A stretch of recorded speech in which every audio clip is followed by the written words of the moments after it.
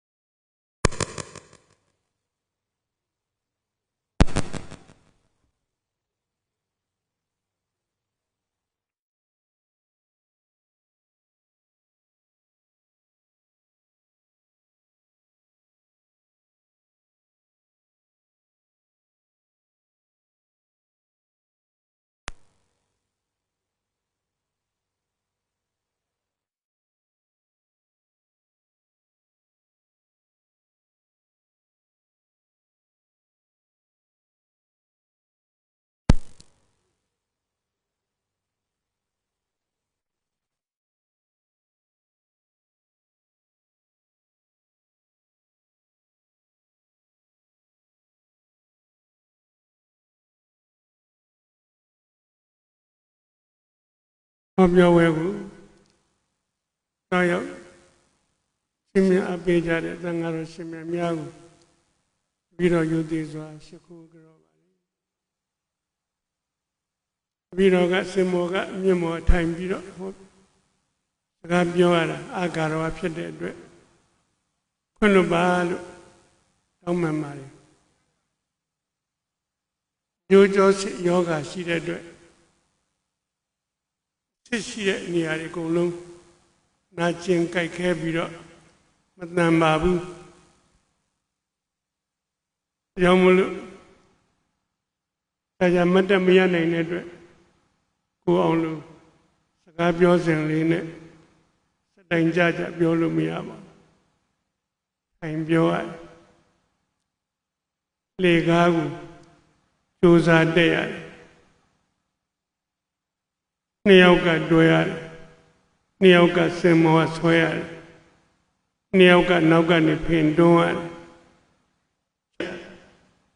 ခုစင်လေးကတော့ပြိဿမမြင်ဘေးဘက်ကဆိုတော့အခုကူမှာတော့ရှေ့ကနေအလူတွဲတက်တော့ဟိုပြိဿတဲ့တယောက်ကမနေနိုင်ဘူးနှမ်းអော်တယ်။ဟာဒီစာရေးဆရာတော်တောက်ထားပါလားကွာ။လူတွေကစာရေးဆရာဆိုရသမားကြီးထင်နေပါတယ်။အဲ့ဒီကမတောက်လျက်ပဲနဲ့ခြေကျူးခံရရတယ်။ဒီမှာကျွန်တော်သဘောကျတာကဗီဒီယိုရိုက်တဲ့ live လွှင့်နေဒါမှမဟုတ်ရှေ့ကနေမီးတွေထိုးထားတာမရှိဘူးသိကံကောင်းတာအဲဒီမီးတွေထိုးထားလို့ရှိရင်ပြိဿကိုကျွန်တော်တို့ကမမြင်ရတော့အာမကိုမမြင်ရတော့အိုးလူတွေကလည်းအများကြီးပဲဆိုပြောတာမတက်ခင်တော့မြင်လို့ပြောတာတက်မှတော့ဘာမှမြင်ရတော့အခုဒီမှာတော့ပြိဿကိုအကုန်လုံးမြင်နေရတော့ပြောရတာအားရှိပါတယ်ကျွန်တော်ရုပ်ရှင်မင်းသားမလုပ်ချင်တဲ့တည်းမှာအဲဒီမီးထိုးတာပါပါတယ်မကြိုက်ဘူးအဲ့တော့စာရေးဆရာဖြစ်တဲ့တော့မီးကလိုက်ထိုးနေပြီအဲ့တော့အယောကျော်စီယောဂရှိတယ်ဆိုတော့ရန်ကုန်မှာယောကျော်စစ်ထူးခုသမားတော်ကြီးပင်တော်ရာအောင်ကြီးကိုသွားပြတယ်သွားပြတော့ပင်တော်ရာအောင်ကြီးကမြို့သမီးပါပြောတယ်ဟောတဲ့ဒီယောဂကမျိုးသမီးတွေကိုပဲဖြစ်တာများတယ်အမျိုးသားဖြစ်တာအတော်ရှားတယ်ဟောသူပြောမှပဲကိုယ်တော်တန်တရားဖြစ်မိရသည်မချင်ဘူးယောက်ျားတွေမှန်ဖြစ်ဘူးလားဗျာဖြစ်ပါတယ်တဲ့အင်္ဂလန်နိုင်ငံကနှလုံးထုခုခွဲစိတ်ဆရာဝန်ကြီးအဲဒီယောဂဖြစ်တော့လက်ကိုနှလုံးခွဲစိတ်တဲ့ဓာတ်ကျိုးနဲ့တင်းနေအောင်ခြိပေးရတယ်တဲ့အဲ့ဒါနဲ့သူခွဲပါတယ်သူ့ပညာလကားမဖြစ်တော့ပါကျွန်တော်စာရေးဆရာဒီလက်လေးချောင်းမတန်တော့ပါဘူးပြုတ်ကြသွားပါပြီလက်မတစ်ချောင်းမတန်ပါလေလက်မထောင်ရင်ထောင်လို့ရသည်ကျန်တဲ့လေးချောင်းပြုတ်မှတော့ထောင်ကျင်တော့ပါဘူးလောကမှာအဆိုးတွေထဲမှာအကောင်းလေးတွေရှိတတ်သည်အကောင်းတွေထဲမှာလည်းအဆိုးတွေရှိတတ်တယ်ကျွန်တော်လည်းကုတ်သွားတာအောက်ဘက်ကိုပြုတ်ကျသွားတယ်လက်မလေးနဲ့ပေါင်းလိုက်လို့ရှိရင်ဘောပင်ထည့်ပြီးစာရေးလို့ရပါတယ်ကျိုးနဲ့တောင်မချီရပါဘူးခုထိကျွန်တော်စာရေးပါတယ်နေတိုင်းစာရေးပါတယ်လက်ကလေးတွေအောက်ကိုကုတ်နေတော့တောင်မွေးကင်ပိုးတောင်မြဲသည်ဆိုရဲအကောင်းကလေးပါပဲပြောချင်ပါတယ်ငယ်ငယ်တုန်းကတော့ဘောလုံးသမားပါပဲ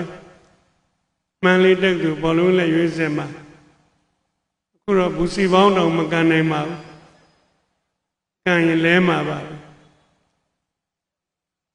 ဒီပေးထားတဲ့ကောင်းစဉ်ဒီနေ့အတူတူပြောရတဲ့အောင်သမာဓိကိုအောင်မင်းရင်ပြောကွာမင်းပြောတာငါနားထောင်မကြခင်ကမှပဲဆရာဝန်ကြီးမြင့်ရှင်ဆရာဝန်ကြီးဒေါက်တာသမင်းထွန်းဟိုကြံကင်းဖရဲရွာတော့ဟောဆရာဝန်ကြီးရင်ဟောဗျာကျွန်တော်နားထောင်နေတယ်ဒီမှာပြောပြစီသူတို့နှစ်ယောက်စလုံး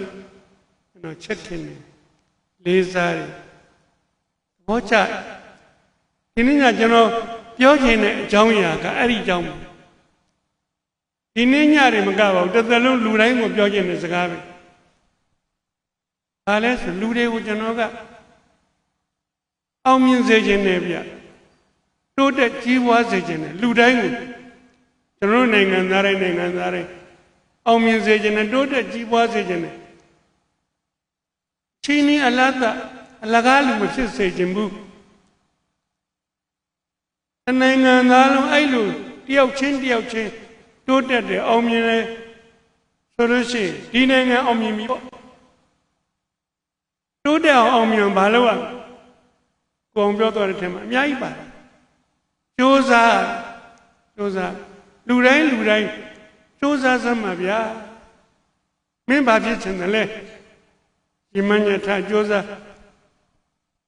တပ်ပြီးမုန်းနေငါပြောတယ်တကားတို့ကိုခောက်ကြလို့တဲ့ခောက်တော့သူတို့အတွက်တကားတို့ဒီပွင့်လိုက်ပြီကျွန်တော်ကျောင်းနေရွယ်တော့ကစာညံ့နေဗျစာညံ့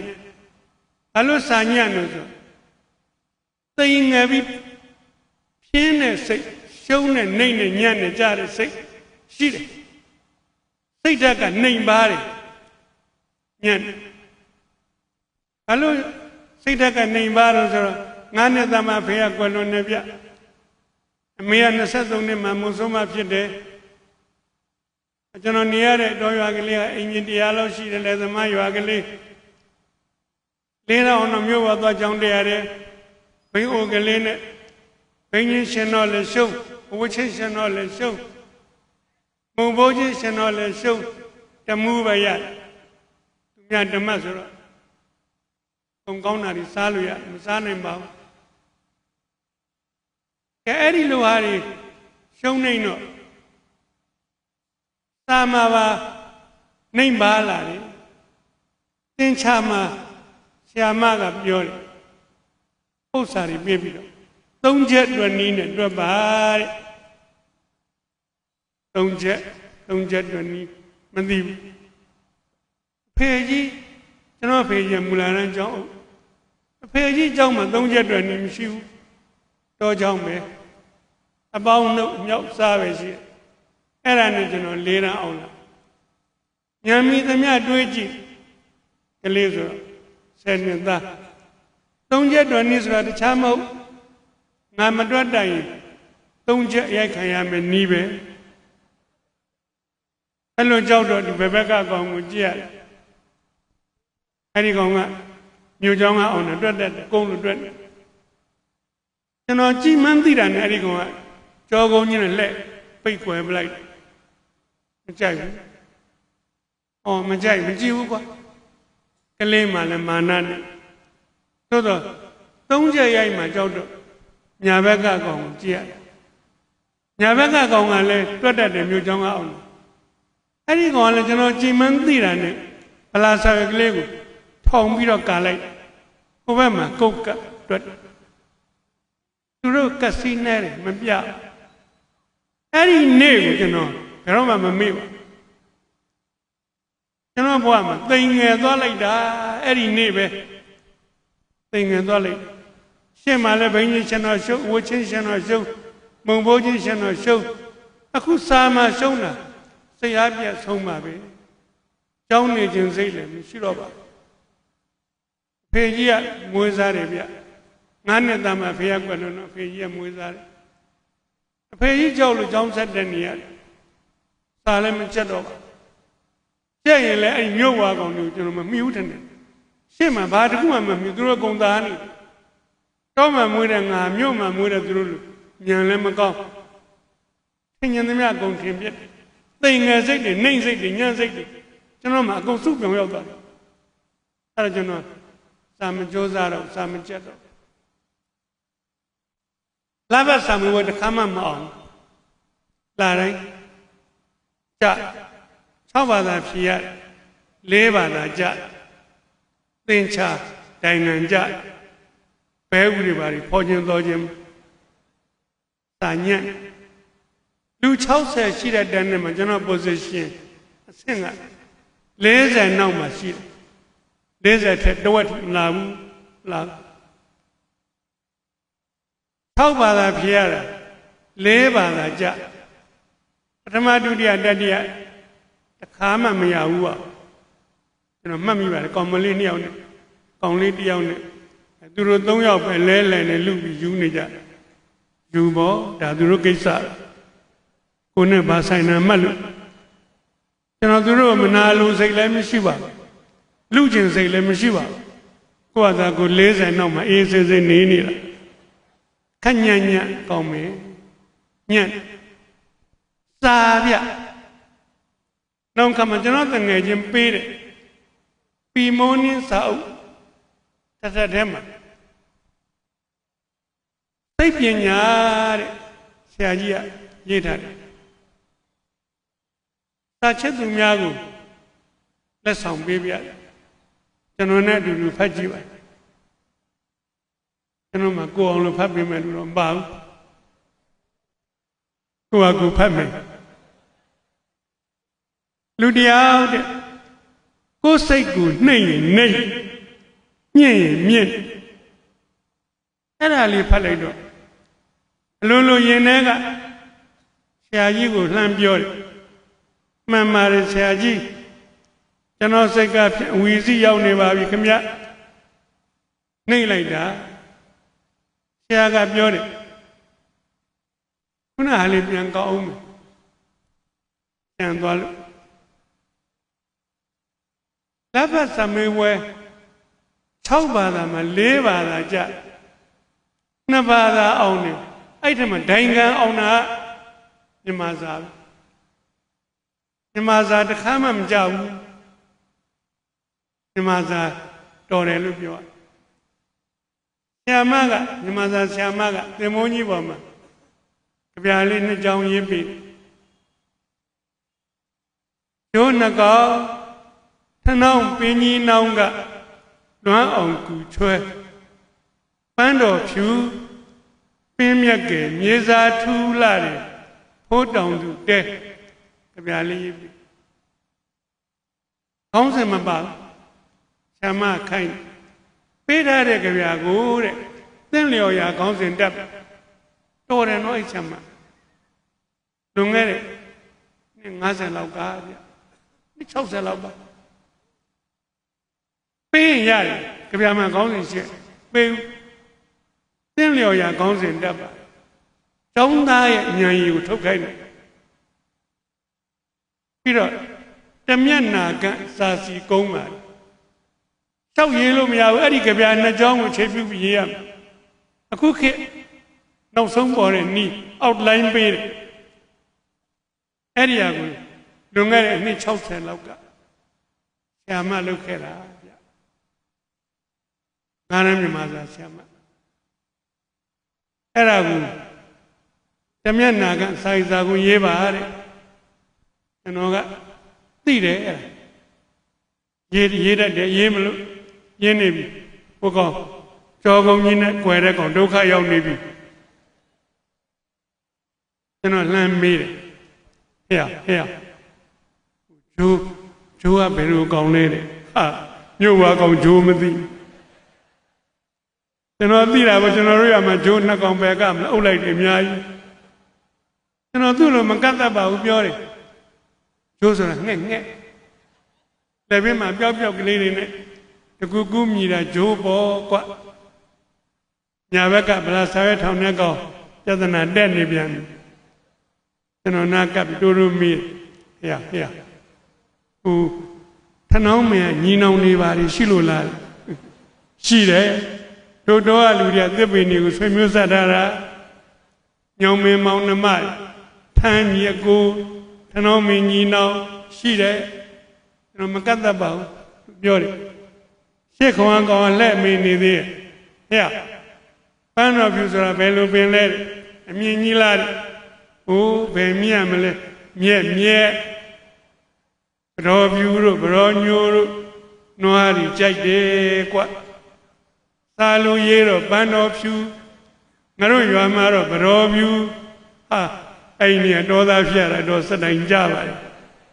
ဒီကောင်မျိုးဆရာကြီးလုံးနေဖို့တောင်သူတဲသိတာပေါ့ကို့ဖိတ်တဲသွားနေကြတဲခေါင်းစဉ်တောင်ရပြီဟိုကိုရွာကိုလေတော့ကိုသစ်ပင်ဒီကိုမြက်ဒီကိုငှက်ဒီ အားလုံးရင်းနေတော့ရေးလို့ကောင်းလိုက်တယ်ဗျာ15မိနစ်နဲ့တမျက်နှာပြီးဆရာမကိုသွားပြဆရာမကဖတ်ကြည့်ပြီးတော့ဟဲ့အလုံးနားထောင်ကြစမ်းကျွန်တော်စာရေးစာကုန်းကလေးကိုတဏှာလုံးကြားအောင်ဖတ်ပြတယ်ဖတ်ပြပြီးတော့စာအုပ်ကလေးကိုပိတ်ပြန်ပေးရင်းနဲ့ပြောလိုက်သေးမင်းကြည့်ရင်စာရေးဆရာဖြစ်မယ်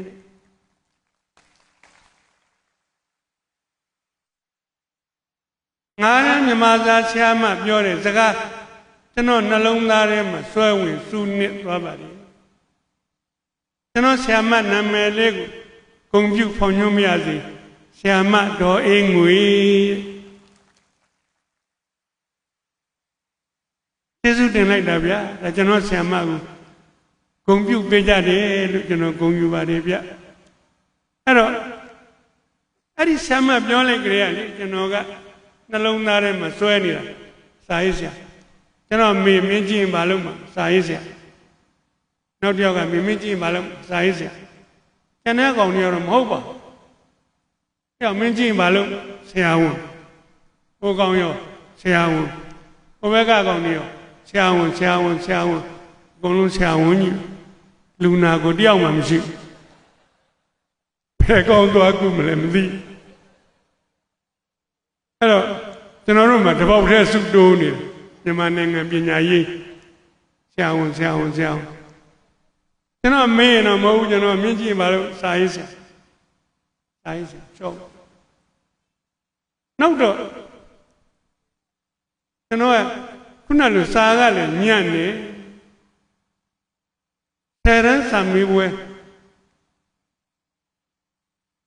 ဖြေဘူးဗျမဖြေရတဲ့အကြောင်းကဒီလိုစာရေးဆရာလုပ်ချင်တယ်ဆိုတော့ကျောင်းသားကြီးတယောက်ကပြောတယ်မင်းစာရေးဆရာလုပ်ချင်စာရင်အများကြီးဖတ်မှပေါ့ကွဖတ်မှပေါ့ဗျအဲ့ဒီစာတွေကျွန်တော်တားဖတ်ပါစေနာစာကြည်သိန်းကိုသွားပြီးတော့စာအောင်ငှားစာချစ်သူများကိုပြောချင်ပါတယ်ဗျပရဟိတမြန်သေးသေးကလေးဖြစ်ဖြစ်လှုပ်လိုက်စမ်းပါကျွန်တော်တို့စင်ငိုင်မျိုးကလေးကအငိမ့်စားယူလူရတဲ့ပုံကိုယ်ရှိတယ်အရာရှိကြီးတယ်မဟုတ်ပါဘူးဗျာအရာရှိအကြီးဆုံးဆိုတာကဌာနအုပ်ငိမ့်စားပဲပါပါတယ်ကျန်တာစေကြီးငိမ့်စားတောင်းဆရာငိမ့်စားအဲ့ဒီငိမ့်စားတွေစုပြီးတော့စာကြည်သိန်းလေးထောင်ထားတယ်သူတို့ပင်စင်ငွေကလေးနဲ့ထောင်ညကျွန်တော်ကခုနဘိန်းကလေးနဲ့သွားပြီးတော့ခုလေးကျွန်တော်စာကြည်သိန်းဝင်ညင်လို့ဗျအဲ့ဒီဦးလေးကြီးကတာဝန်ကြရတာပေါ့လူလေးကလေးမင်းမရဘူးလို့မပြောကျွန်တော်အသက်မင်းသက်ဘယ်လောက်ရှိပြီတော့ကွ10နှစ်ဦးလေးအနတန်းတော့ကွ9တန်းဦးလေးနာမည်ပြောကွနာမည်ပြောကပြားကလေးမှဖြစ်ရေးတောင်းငှားလို့ရပြီကွ900နောက်တော့ကလေးမှန်းသိတယ်ကျွန်တော်တို့ကစနေနေ့ဝက်ကြောင်းတက်ရတယ်မပြန်ခင်ကျွန်တော်စာကြည်သိန်းကိုပြေးတယ်ဦးလေးကြီးကပြောတယ်ဦးလေးနှစ်ပြန်ကတနည်းငွေနေ့ကြောင်းပိတ်တယ်လေကွာနောက်အုပ်ယူသွားကွာမင်းရွာမှာပြီးအောင်ဖတ်ခဲ့ကွာဘလောက်မြန်တော်လဲဗျာဒီတော့ကလေးကိုစာအုပ်ကလေးနှုတ်ငှားပြီးအဲ့တော့အဲ့ဒီဦးလေးကြီးတွေရဲ့ကျေးဇူးကျွန်တော်စာရေးဆရာဖြစ်ခဲ့ရတယ်ရှိခိုးကြောပါလေသူတို့တွေမရှိကြတော့ပါဘူးဗျဆိုတော့သူတို့လုံနိုင်တဲ့ကာလာကလေးမှာလုံနိုင်တဲ့လောက်ပရဟိတလှုပ်သွားတာလူတယောက်ကြတော့စောစောကိုအောင်ပြောသလိုကျန်ငါးတကောင်ပင်လေတဲ့ပြစ်ချလိုက်သလိုပါပဲကျွန်တော်ဟာကျန်ငါးပါပဲအဲ့ဒီပင်စင်စားဦးလေးကြီးတွေကပြစ်ချပေးခဲ့တာပါဗျအဲ့ဒီမှာစောက်ကလေးတွေဖတ်ရနောက်တော့ကျွန်တော်တငယ်ချင်းတယောက်ကသူဆယ်ရန်အောင်တဲ့နေ့မှာသူ့ဖေနဲ့မေဆင်းစင်အောင်ဆင်ကွဲလွန်အားငယ်ပြီးတော့ရန်ကုန်ဆင်းသွားတယ် အိမ်ကြီးတယ်လို့မှသူတယောက်တည်းကျန်တယ်သားတဦးဒီသောသားတကောင်ကျွတ်ဆိုတော့ရန်ကုန်မှာသူ့ဘာကြီးရှိတယ်ဥပယီနဲ့သမီးများစာပေတဲ့စောင်းဆိုင်ကြီးလည်းရှိညနေငယ်လေးနဲ့ကြောက်သွားသိတာပေါ့ဖေနဲ့မိကွယ်လွန်လာတယ်ညနာလေးကလည်းငယ်လို့စကားပြောတော့အတန်းလေးကရိုးရိုးဒိန်နေလူလေးဟောတာဘာကြီးစောင်းဆိုင်ကြီးပဲကွမင်းစိတ်ပြက်လက်ပြောက်ကူရောင်းပေးပေါ့ကွာကျွန်တော်တငယ်ချင်းကကူရောင်းမှာ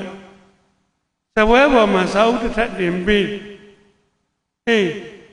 ပြင်းမြေဖတ်กว่าလူလေးကျွန်တော်တငယ်ချင်းအယောင်ပါတဲ့အခါယူဖတ်ပြီးတဲ့စာအုပ်ကလေးဒီဘက်ပြောင်းပြီးတော့ပုံရွှေတကုံသွားဖျားဖူးပြန်လာတော့တအုပ်ဖတ်ပြီးတာလေးဒီဘက်ပြောင်းပြီးတော့ပုံတလာနီးပါဖတ်တော့22ဦးသောစာအုပ်ဒီအားလုံးကုန်ဒီဘက်ကအပုံဒီဘက်ပြောင်းသွားဘာကြီးတဲ့ကျွန်တော်ကြောက်ဆယ်ပြန်တော့မယ်ကျွန်တော်ကြောက်ဆယ်မှာနေပါတယ်ဘာကြီးကနားဆွန့်လာတော့ကလေသံမဟုတ်တော့သိချင်လို့မိကုန်းတစ်ခုမေးပြန်ပြီးရင်ဘာလို့မလဲလူလေးရစူးစမ်းတော်မိကုန်းတက္ကသိုလ်ဆက်တယ်မယ်ဘာကြီးကောင်းလိုက်တဲ့ဖြေဘာကြီးကစာသမားပြလူပါဟောဒီတင်ပေးထားတဲ့ဇာတ်ထက်ကတခြားမဟုတ်ဘူးခွန်အားရှိတဲ့စာတွေခွန်အားရှိတဲ့စာတွေအဲ့ဒီစာအုပ်ကဒီနာဘဝနာပြောင်းသွားပြီငါတူတော့တစ်သက်တာစိတ်ချရတယ်ဟိုကောင်ကတငယ်ချင်းကောင်းဘာကြီးဒီစာအုပ်ကလေးတွေကျွန်တော်အပိုင်ပေးလိုက်တောင်းတယ်ယူသွားလေလူလေးကမင်းကိုပေးပြီးသားပဲကွာယူလာတယ်သူ့ဘုံမဟုတ်ဘူးသူ့တငယ်ချင်းဟိုကောင်ဆိုတာ10 ရမ်းမဖြေပဲနဲ့စိတ်လေလွင့်နေတဲ့အကောင်ဒီကောင်ကျွန်တော်အိမ်ယူလာပြီးတော့အဲ့စာအုပ်တွေပေးတယ်ဟဲ့ဒါတွေဖတ်သသောတငယ်ချင်းစေနာကိုလေးစားလို့ဖတ်ဘယ်သူရေးတဲ့စာအုပ်လဲခုနဆရာကြီးပြီးမိုးနေရေးတဲ့စာအုပ်ပထမဦးဆုံးစာအုပ်မှာကိုပဲစိတ်ကိုနှိမ့်မြင့်မှန်တယ်ကျွန်တော်စိတ်ကပြနှိမ့်ဝီစီရောက်ဆရာကြီးကဆက်ပြောမင်းဘာဖြစ်ချင်တယ်လဲကွကျွန်တော်မှဖြေရှိတယ်စာရေးဆရာဖြစ်ချင်ပါတယ်ဆရာကြီးဟိုတကယ်ဆရာကြီးနဲ့တွေ့ပြီးမေးဖြေနေတာမဟုတ်ပါဘူးစာအုပ်ဖတ်ပြီးမေးဖြေနေတာပါဆရာကြီးပြီးမိုးနေနဲ့ကျွန်တော်နဲ့အသက်ချင်းမီးဝင်မီးတွက်ကွာပါတယ်ဆရာကြီးကွယ်လွန်တဲ့1941မှာကျွန်တော်မွေးပါတယ်သူသေပြီးမှမွေးမဲ့အကောင်ကိုမြောင်းကြတဲ့ဆရာစာရီကကယ်ပေးပါတယ်ကယ်ပေးစာဘလောက်တန်မှုရှိအဲ့စာရေးဆရာကြီးကိုရှစ်ခိုးကြောဆရာကြီးကမင်းဘာဖြစ်ချင်တယ်လဲစာရေးသစ္စာဖြစ်ချင်တဲ့ရည်မှန်းချက်ကိုထားအခိုင်အမာထားဘောဒနာမထားခိုင်မာထားပြီးတကားတို့ကို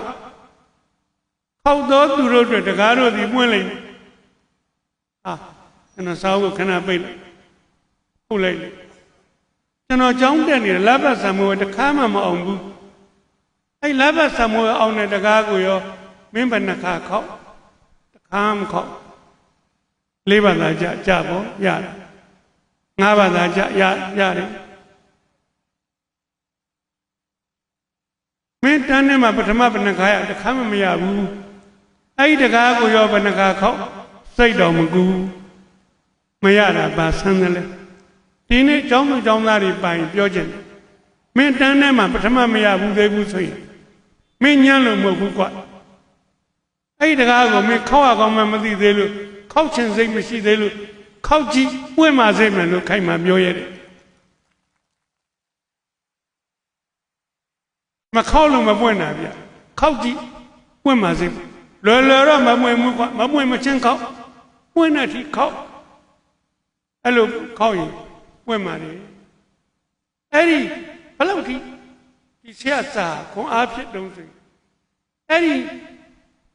South of Noto, you pet a Yemasai Lero like Moyen de Viama must have been a danger the David. How much I need to go on by it. Goya, Simon Gilly, the last Simon Gilliva. I go and Simon with Genoa, Malia do Ima. The watch up at a China Navy, Philongan Champion Navy. When I cannot do me, may I Simon, she they like what she did. At a show them a China and all, to dine have a hall. To Muyan original dine, I diamond to have. Boa, Boa. Any Boani, the boy, tell Loya, no con do, Yaluya.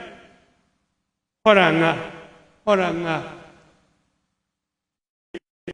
Call him when Lojan. To call Billy, so that you got him a body. Cobble come needed body. People they needed, meaning young level need body. At a damn bullshit. Of your gem, not on the college, you know, never later, the watcher. Not on a such a regular, any con Ari, Yad was a jenny, any say daddy, Yad was a jenny. Lurain cop. You know what? Namuna little could be a biam, you know, Ludioga la pay. Every time I wear. Where you are in the run in Sandwar. I don't have bad Didi. Mabo. Safka, they say, I'm seeing a mouth. Longer than those allowed. Safka, then never shall you come by. I know you like what people. I know go to Mama bad. You like that book. Safka, the Gina Dodger. In the Alona, there's only fair suit only do ya. Nakazo, Mount of Namyoda. Do ya out the wedgie? Rauga Shurumbo, she on the women as Eddie, and I cannot dare a chair. On a ball. The trap pony job, cannot go mucha, Daru. Obaka danger, cannot solve that. Ralema Sento, to your daddy, Kongju Yao, Hobbies here. Now what? I'm going to. Men and men. Men the Tedalagua.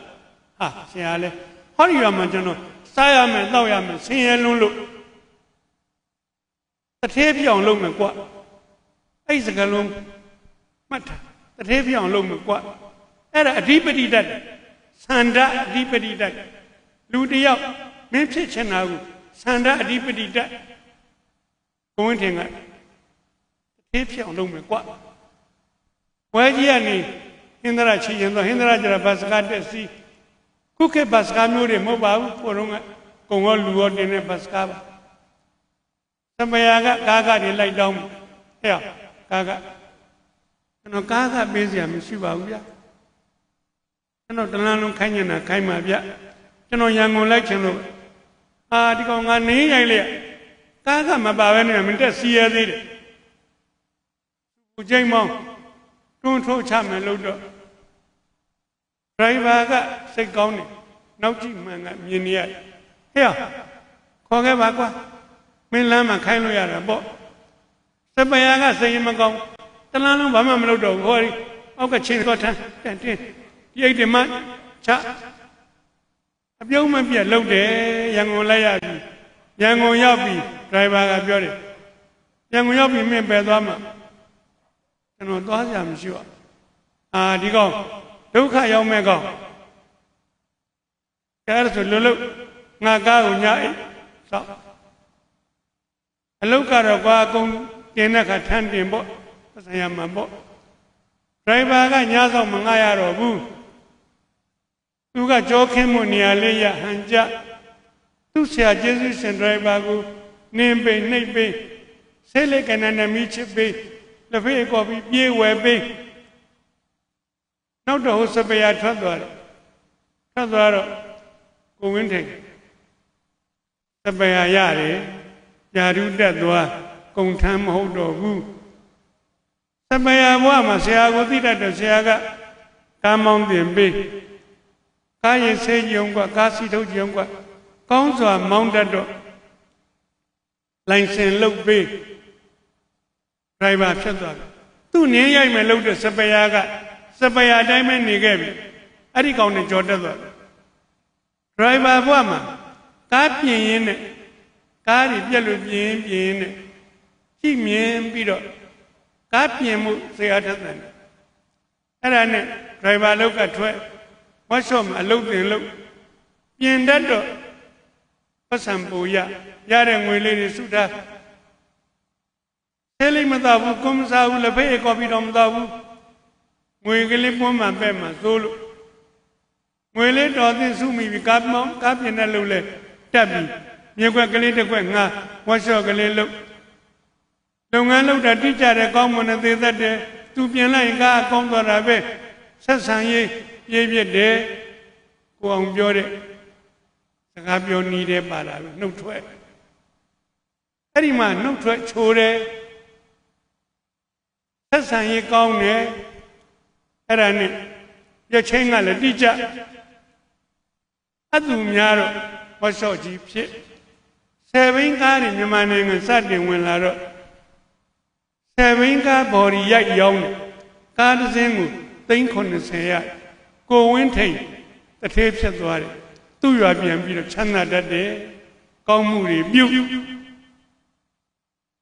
ကိုဝင်းထိန်အရင်ရန်ကုန်ရောက်နေတဲ့ကောင်တွေအများကြီးပဲအိမ်နဲ့ယာနဲ့တောင်ရှိသေးဘယ်ကောင်တထေးဖြစ်ဘူးဒီတိုင်းဘာဖြစ်လို့သူတထေးဖြစ်တာအဓိပတိတတ်တထေးဖြစ်အောင်လုပ်မယ်ကွလူတွေကျွန်တော်ပြောချင်တယ်မင်းဒီပတိတတ်စမ်းမှာတခုခုဘာဖြစ်ချင်တယ်လဲကွကျွန်တော်ဒီပတိတတ်တာတော့စာရေးစာဖြစ်ချင်အဲ့ဒီတကားကိုကျွန်တော်ပွင့်အောင်ခေါက်မှာဘလောက်ခက်ခေါက်မှာကိုဝင်းထိန်ကတထေးဖြစ်ချင်အေးလူတိုင်းစူးစားရင်တော်လိမ့်မင်းထားတဲ့ရည်မှန်းချက်ကိုအောင်မြင်လိမ့်မယ်အောင်မြင်စူးစားပါလို့ကျွန်တော်လူတွေကိုပြောချင်ရိုးသားစူးစားမတော်မတရားမလုပ်ဘယ်တော့မှအောင်မြင်လက်တာမရှိဘူးချမ်းသာရင်လည်းမကြောက်မင်းမယုံမသားတဲ့နည်းနဲ့မူရစေဝါရောင်းဝပြီးမူရရာစားချမ်းသာလိုက်တာအကြီးကြီးတက်လို့အဲ့ဒီကောင်နောက်တော့လူမိုက်တွေမွေးထားတပည့်တယောက်ကသစ္စာဖောက်လို့လည်းကောင်းတပည့်တယောက်ကတတ်လို့လည်းကောင်းသိမယ်မသိရင်လည်းသစ္စာဖောက်လို့မိပြီပုံပြိုကျသွားတာပါပဲမတရားတဲ့နည်းထဲရမ်းမှာ6ဘာသာဂုဏ်လူထွက်ခိုးချဟိုဂုံပြူပွဲတွေပါလေလှုပ်လို့အဲ့ဒီကောင်လူလဲအဲ့ဒါနဲ့စိတ်တက်ကလူရှောက်ဒုတိယမြောက်နှစ်ကနေပြုတ်ကျသွားတာဘယ်တော့မှပေါ်မလာတော့သူတကယ်မှမတက်ပဲဗျအဲ့ဒီစိတ်တက်ကလူမှလည်းအဲ့ဒီနီးနဲ့ခိုးချရင်ရမလားလို့တက်တယ်စိတ်ပညာကတကယ်သင်ပြီးတကယ်မတက်တော့လက်တွေ့တွေနဲ့ပဲအောင်တော့မလဲမတရားတဲ့မမှန်ကန်တဲ့နည်းမအောင်မြင်ဘူးလူတွေတယောက်မလို့မင်းရိုးသားစူးစားပါအောင်သမာဓိရိုးသားစူးစားတာဗျဟိုအောက်ခြေမြေကြီးကနေပြီးတက်လာ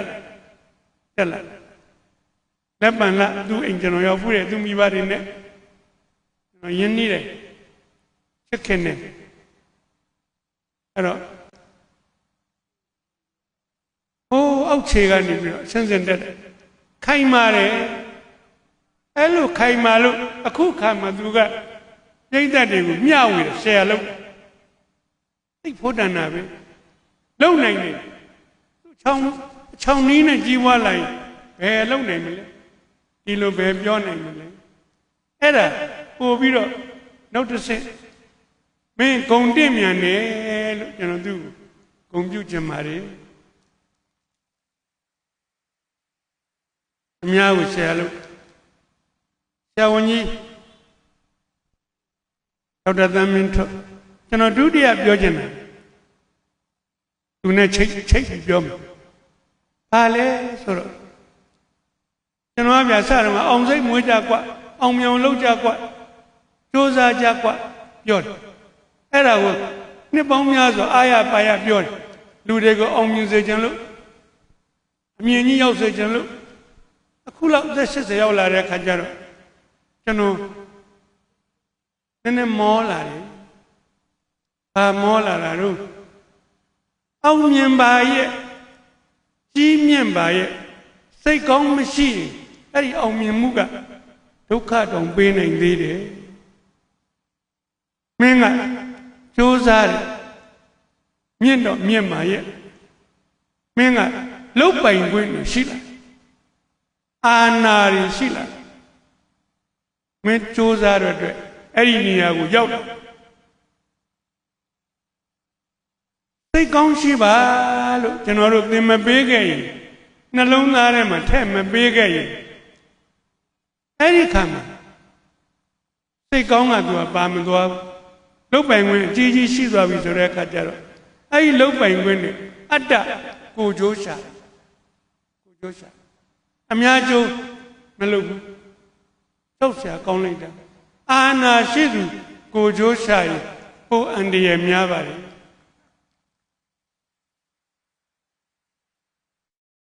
ကလေးတွေကမူလာရန်ကလေးတွေကကလေးကိုစာကြိုးစားသားလေးသမီးလေးစာကြိုးစားပြောရင်းနဲ့စိတ်ကောင်းလည်းရှိနော်စိတ်ကောင်းကလေးမွေးသမီးလေးသူများကိုကူညီလိုက်နော်စောက်ရှောက်လိုက်ပါပရိဒါလေးလှုပ်ပေးလိုက်ပါကလေးတွေကစိတ်ကောင်းနှလုံးကောင်းရှိအောင်မြတ်တာတွေနှလုံးသားရှိအောင်ကျွန်တော်တို့သင်ပေးရတော့မယ်ဗျကလေးတွေကအောင်မြင်မှုတို့တက်ကြီးပွားဖို့ချမ်းသာဖို့ကြီးသင်ပေးနေစိတ်ကောင်းပါမလာတဲ့ခါကျတော့ချမ်းသာပါရဲ့စိတ်ကောင်းမရှိစိတ်ကောင်းမရှိဟိုသူသားကတော့ကောင်မလေးချောကလေးပါပဲညိုချောကလေးရိုးရင်ကလေးချစ်လိုက်တာတဲ့တွေကိုတုံလို့အမေချမ်းသာပေးစားတော်သူမဆင်းရဲသူမပေးစားနိုင်ဘူးမေကျွန်တော်သူ့ကိုမရသေးရပါလေနောက်ဆုံးကခိုးပြေးအိမ်ခေါ်လာအဲ့ဒီကလေးမကိုနှိမ့်ဆက်လိုက်တာဒါမျိုးနေစားဘူးသလားဒါမျိုးနေမြင်ဘူးလို့လားဒီလိုနေဘူးလို့လားဒီလိုထိုင်ဘူးလို့လားဒီလိုအိပ်ဘူးလို့လားအချိန်ရှိတိုင်းမျက်ရည်ပေါက်ကြနှိမ့်ဆက်ကလူပြုတ်သူ့ချက်သူမိန်းကလေးငိုတော့သားကလည်းငိုယောက်ျားလောက်တဲ့လူလည်းစိတ်ဆင်းရဲချမ်းသာပါရဲ့အများကြီးအဲ့ဒီအိမ်ကမိလောင်တိုက်ကြီးထဲမှာနေရပူးနေတာပဲလောင်းနေတာယောက်ျားလောက်တဲ့လူကပြောတယ်မင်းမလဲကွာမင်းမာနနည်းနည်းလောက်ချပါဦးလာလို့မနေနဲ့ကျမတို့အမျိုးမှာမာနချတယ်ဆိုတာလုံးဝမရှိဘူးအမျိုးနဲ့ချီပြီးတော့တွေးကြော်မာနထံပြတယ်ပူလိုက်တာလောင်လိုက်တာချမ်းသာပါရဲ့မချမ်းသာတတ်ဘူးကိုယ်အိမ်ထဲမှာမီးတွေလောင်နေသူ့ကိုယ်သူလည်းမီးတွေနဲ့ရှို့နေပူနေတာပဲလောင်နေတာပဲသူ့ဘဝမချမ်းသာဘူးဆင်းရဲငွေကြေးရှိတယ်လူဆင်းရဲတယ်မချမ်းသာတတ်လို့ပါပဲပညာတတ်စိတ်ကောင်းရှိဖို့လိုပညာတော့တတ်ပါရဲ့စိတ်ကောင်းမရှိလူတယောက်မှာစိတ်ကောင်းမရှိဘူးဆိုရင်ဘာတွေရှိ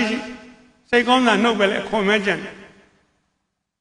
စာရီတော်လိုက်တာတက်လိုက်တာတက်ကစိုးဒီတာပါမောက္ခဆရာကြီးမင်းကြီးမင်းသားတထေသားအကျွဲသားကုံတဲ့သားဒါတွေကိုအရရှိမနာလာတွေပညာသင်ပေးခုခေတ်ပါချုပ်တော်ကြီးသေးဒီတာပါမောက္ခဆရာကြီး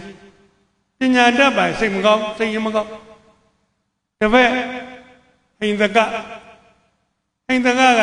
လိမ္မာတယ်စာတော်တယ်ကြိုးစားတယ်ဆရာကချစ်တယ်ဆရာကတော့ကလည်းချစ်တယ်အဲ့ဒီခါမှာကျန်တဲ့တပည့်တွေမနာလို့ဂုံတိုက်ဣသပမောက္ခဆရာကြီးကတ ကြိမ်ကုန်းတိုက်မယုံနှစ်ကြိမ်မယုံသုံးကြိမ်ကြအကြောင်းတိုက်ဆိုင်မှုလေးပါလေးလည်းရှိသွားတော့ယုံပြီးဒီကောင်သေခြင်းစိုးနဲ့သေအောင်လုပ်ပညာတတ်တယ်လူယုံမှာတော့ကိုကြောက်ကြကောင်းငါ့ကိုပညာချင်းမင်းကလက်ညှိုးတစ်ထောင်နဲ့ပူဇော်กว่าဘသူကလက်ညှိုးလကားပေးမှလည်းတတ်ပြီးမှဖြတ်ယူရတယ်လူသက်ပံများတော့သူတို့ရဲ့ညီကိုဆွေမျိုးသားချင်းတွေပြန်တိုက်ဒီကောင်သေအောင်လုပ်တယ်အသေးစိုးသေအောင်လုပ်တယ်အင်္ဂုလိမာလဖြစ်သွားတယ်ဟိတကလက်ညှိုးတွေဆွဲလို့အင်္ဂုလိမာလကအတိတ်ကံပါရမီရှိတော့မြတ်စွာဘုရားနဲ့တွေ့ဘုရားဟောတဲ့တရားကိုနားအဲ့ဒီမှာပဲတကားပိတ်နိဗ္ဗာန်တကားပွင့်သွားတယ်လူတွေများစွာအသက်သေအောင်လုပ်ခဲ့တဲ့တိတာပါမောက္ခဆရာကြီးသံဃာမှာခမည်းဆက်ပေအောင်တော့ခမည်းအကျွေးတွေအများကြီးတင်သွားပြီပညာတတ်ပါရဲ့စိတ်ကောင်းမရှိကြောက်เสียကောင်းတယ်ကြောင့်မလို့စိတ်ကောင်းကလေးရှိပါလို့ပြောကြတယ်ချို့လူတွေမာနတွေထန်နေတာပဲญาတိကြီးကြီးရအာနာရှိပြီငါလိုလိုဆိုဘူးမရှိငါမှတပါးချမရှိငါဘာကောင်မှတလဲကျွန်တော်ပြောကြတယ်တိုးတိုးလေးပြောမှာဘာကောင်မှမမှတ်ပါဘူးမှတ်ပါဘူးငါလိုလူစုမှမရှိဘူးကွတိုးတိုးလေးပဲပြောကြမှာမင်းလိုကောင်ကြီးအများကြီးပါပဲအများကြီးပါဘဝင်မြင့်အများကြီးလူတယောက်မင်းကိုမင်းသိတော်တာပဲလို့ထင်နေမတော်သေးလို့သိတော်တာပဲလို့ထင်အောင်နေမကဘူးထုတ်ဖို့ပြောနေတော့မတော်ရုံနဲ့မကမလျှော်လို့ပါလျှော်မှအရှက်မရှိဝါကြွားရဲတယ်ပြောရဲတယ်သိတော်တဲ့ငါပဲမင်းဘယ်လောက်တော်လို့မင်းနဲ့တော်တာဒီအများကြီးသူ့နေရာနဲ့သူတော်တာပဲကလေးတောင်ကိုယ်နဲ့တော်တယ်ကျွန်တော်မြီးမလေးသုံးတန်းသမီးအိမ်ကိုကျွန်တော်ဇနီးနဲ့ရောက်နေတယ်သမီးကိုအဲ့မြီးမလေးကမေးနေတယ်မေတဲ့မေဒီဘေးကသပင်ကလေးတွေကဖြူနေတယ်နော်တဲ့ကျန်တဲ့တကောင်းလုံးမဖြူဘူးတဲ့အဲ့ဒီဘေးကသပင်လေးတွေကဘာဖြစ်လို့အဲ့လိုဖြူနေတာတော့ကျွန်တော်သမီးကလည်းခွင့်တဲ့နှုတ်သူသမီးကိုဆုံးမကျင်တာနဲ့ပြောတယ်ဟုတ်တယ်သမီးလေးကတခါကြတော့မေပြောတဲ့စကားကိုနားမထောင်တော့မေကစိတ်ညစ်တယ်အဲ့လိုစိတ်ညစ်ရင်သပင်ကလေးတွေကဖြူသွားတာပေါ့ကျွန်တော်ကဘေးကနားထောင်ကောင်းလိုက်ငါသမီးကတော်လိုက်အလင်းသိတဲ့အခိုက်သူ့သမီးလေးကိုဆုံးမတတ်ပါပြီတဲ့လို့သဘောကျဒါပေမဲ့မြီးလေးကသူ့မိကိုပြန်ပြောတယ်အဲ့ဒါဆိုရင်တော့မေတော်တော်ဆိုးတာပဲနော်ဘာဖြစ်လို့လုံးလဲသူ့မိမေဟိုမှာအဖွားကောင်းကြည့်လိုက်ဖွေးနေတာပဲ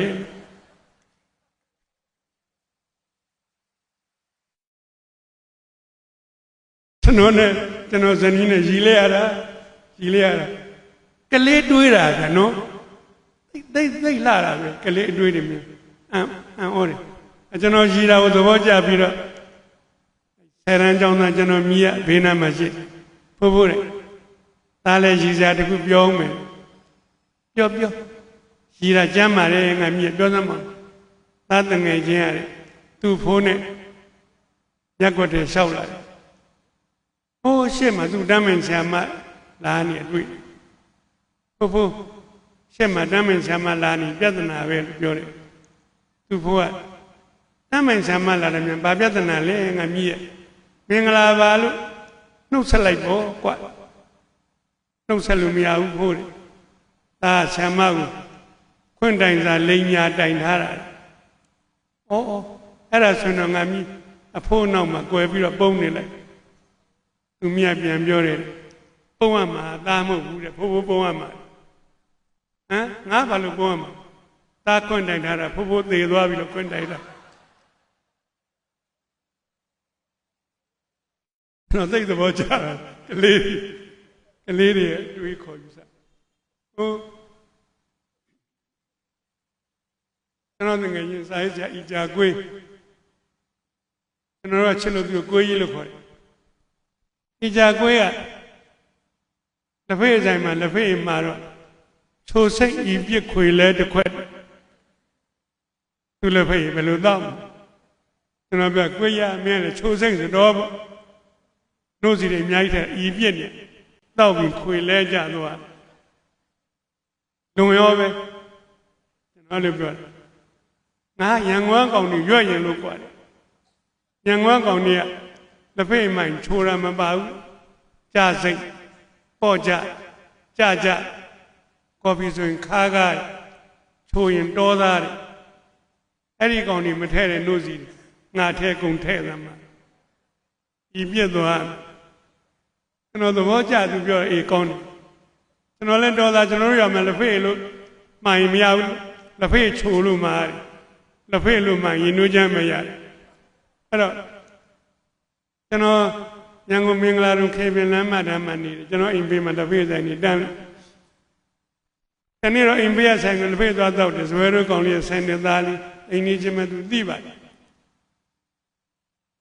ဘယ်လိုဖြောမှလဲစာရေးဆရာကြီးတဲ့နောက်တော့နဲ့မျက်နှာဘိုးမသိဘူးဒီကောင်ကနောက်ချနဲ့အကြကွေးမှသလိုမှာလိုက်ဟဲ့ချိုစိတ်ဤပြစ်ခွေလဲတစ်ခွက်အဲ့ဆိုင်နေသားကျွန်တော်အကြည့်ပြုံးရပါတယ်တဲ့ဖြောဆရာကိုလမ်းမှာလက်ဖေးတစ်ခွက်ဟဲ့ချိုစိတ်ဤပြစ်ခွေလဲကြောက်ပြောင်းကိတ်ဆုံးဟောအကြကွေးလွန်လာအောင်မေးဒီကလေးကဖြည့်เสียကြံနေသေးစာရေးဆရာကြီးလက်ရင်းသားဆော့ချက်မရှိဘူးဖြည့်เสียရှိဘူးဟာအဲ့ကောင်ငါတဲ့သားတယ်ကလေးဆရာကျွန်တော်တင်ယူမှတ်သားတယ်ဒါလေးမှတ်ထားတယ်နောက်တစ်ဆန်ရောက်တယ်သူတို့ရွယ်လေးပဲဘယ်လိုပြောမှလဲဦးလေးတဲ့အဲ့ဒီကောင်ကိုကျွန်တော်စမ်းကြည့်ခြင်းတယ်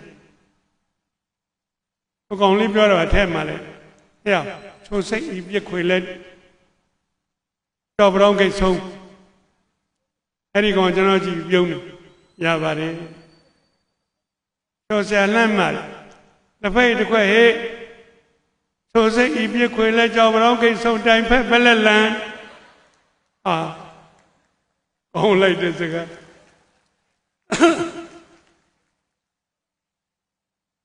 ဒီကောင်ဘယ်လိုလုပ်စဉ်းစားလိုက်မှမသိဘူးတိုင်ဖက်ဘက်လက်လန်အားချိုတာသူပြောတော့လေဟုတ်လို့ပဲဒါလေးကပိုးတောင်လှသေးမှတ်ထားကလေးတွေဆက်သေးနေရတာနောက်တစ်ဆိုင်ရောက်ပြန်ပြီဘယ်လိုပြောမှလဲဆရာကြီးတဲ့ဒီကောင်တော့ဖြည့်စရာမရှိတော့တော့ပါဘူးရှိရကလေးတွေပြောတာကွန်တန်းစီလွတ်လိုက်ထိုစိတ်ဤပြခွေလဲကြောက်ပြောင်းကိတ်ဆုံတိုင်ဖက်ဘက်လက်လန်กว่าအဲ့ဒီကောင်လည်းကျွန်တော်ကြည့်ပြုံးတယ်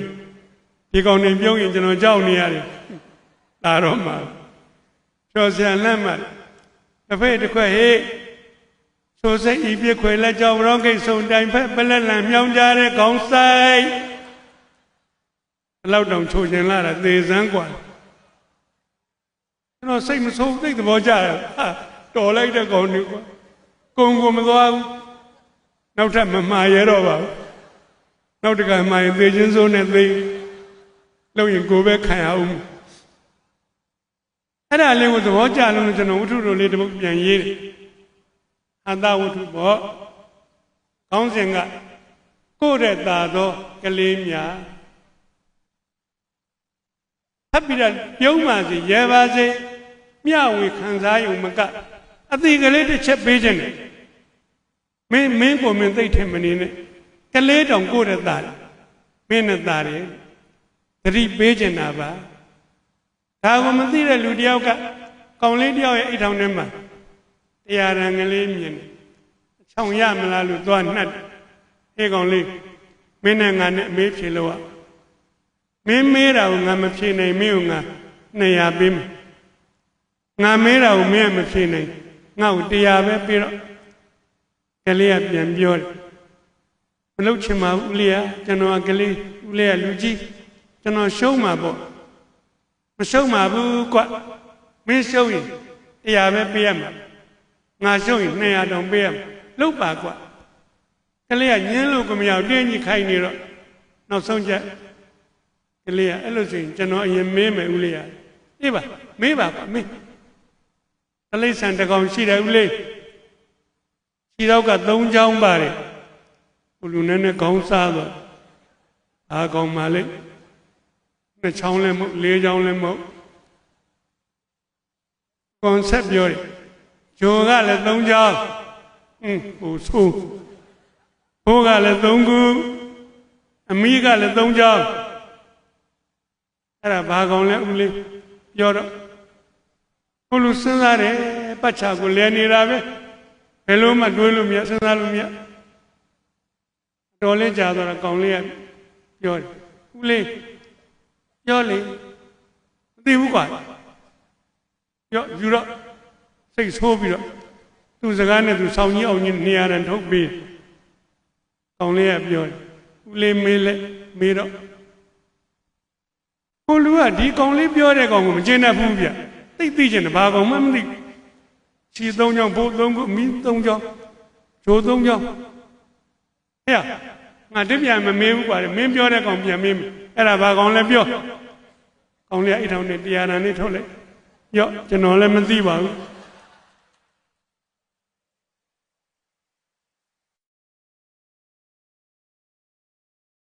ကလေးသွားနှက်တဲ့ကောင်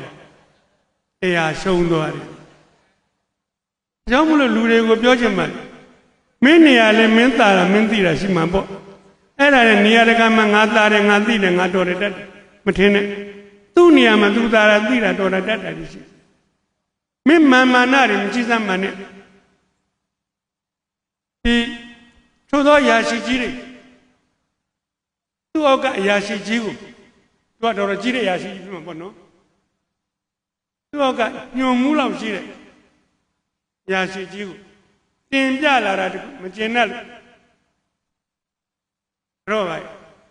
စောက်သုံးမကြတဲ့ကောင်အဲ့ဒီဖိုင်နှွဲနဲ့ပြစ်ပေါက်မှန်တယ်ရင်ပတ်မှန်တယ်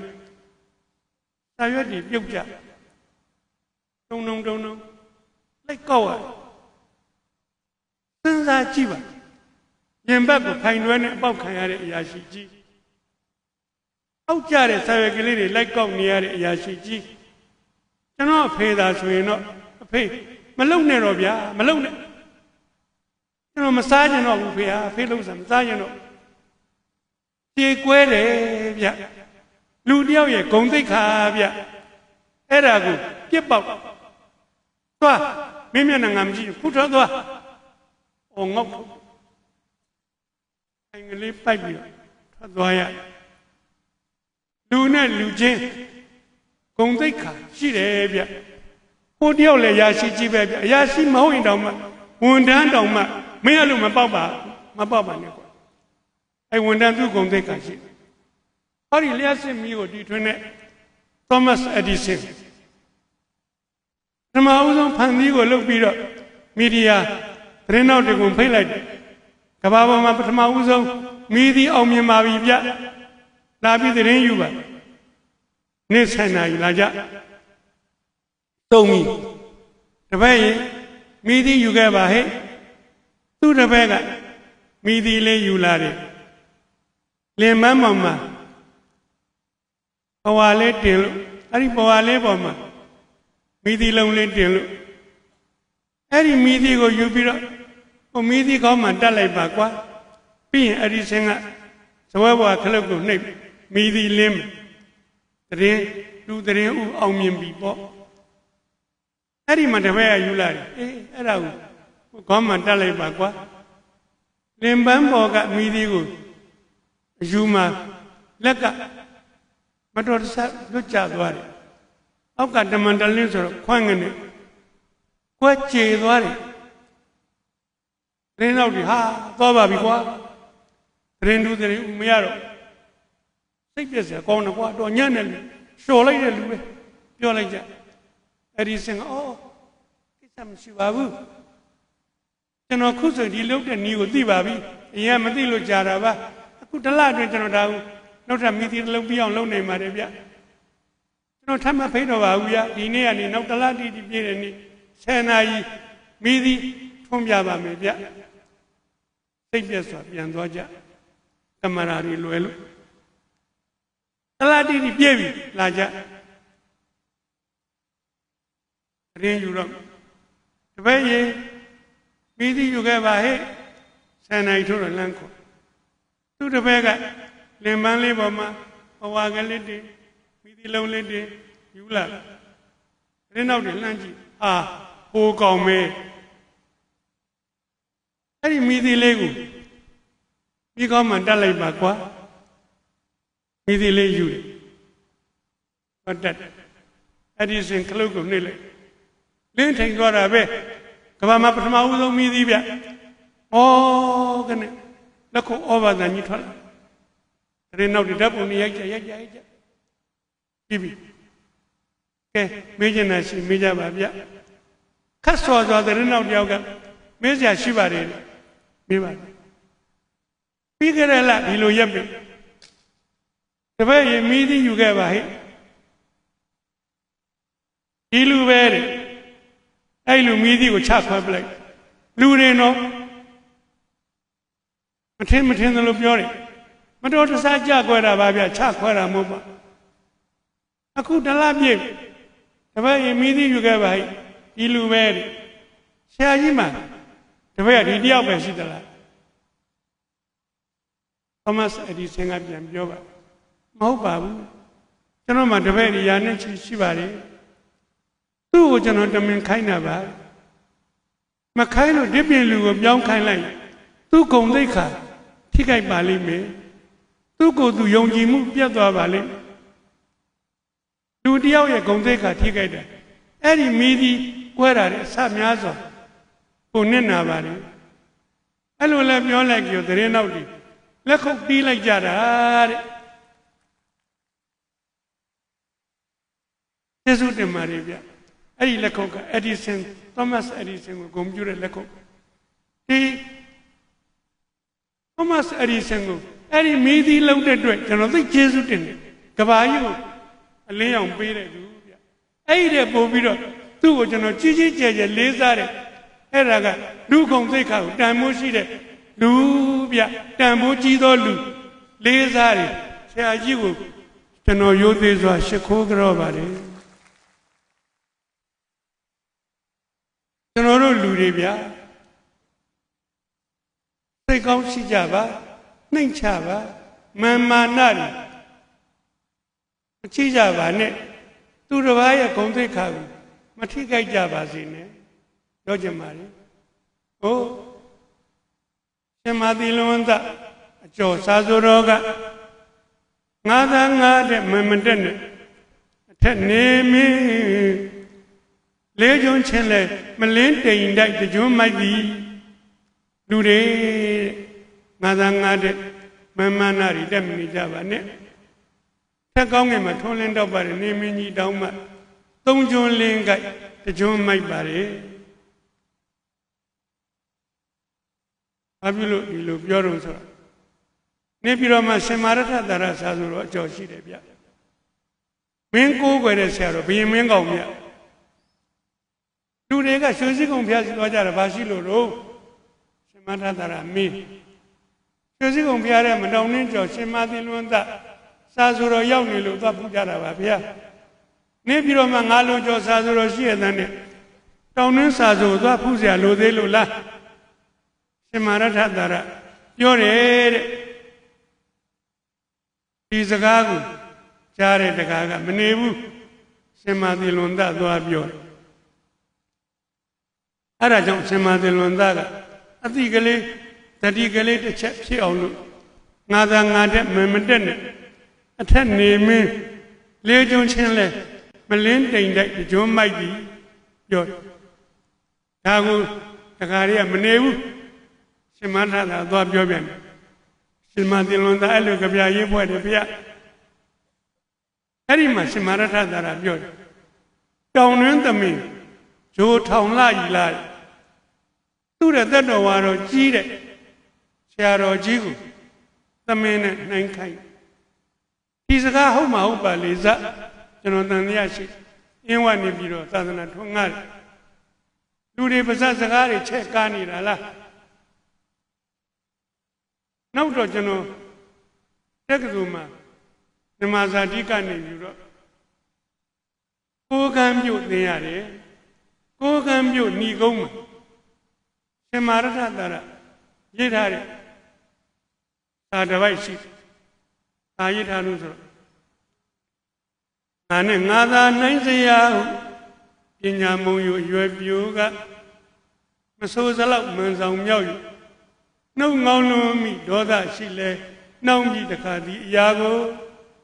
ဤစာကိုကံပလဲပန်ဖြစ်စိတ်ကြမ်းမှန်လျှော့ငါကြော့သည်မပေါ့ချစ်ခင်သားနဲ့ကျင်၍အရှင်တကားသီးခံပါလို့ဟုတ်လောက်တယ်ဒီကြပြာကိုကြည့်ရတယ်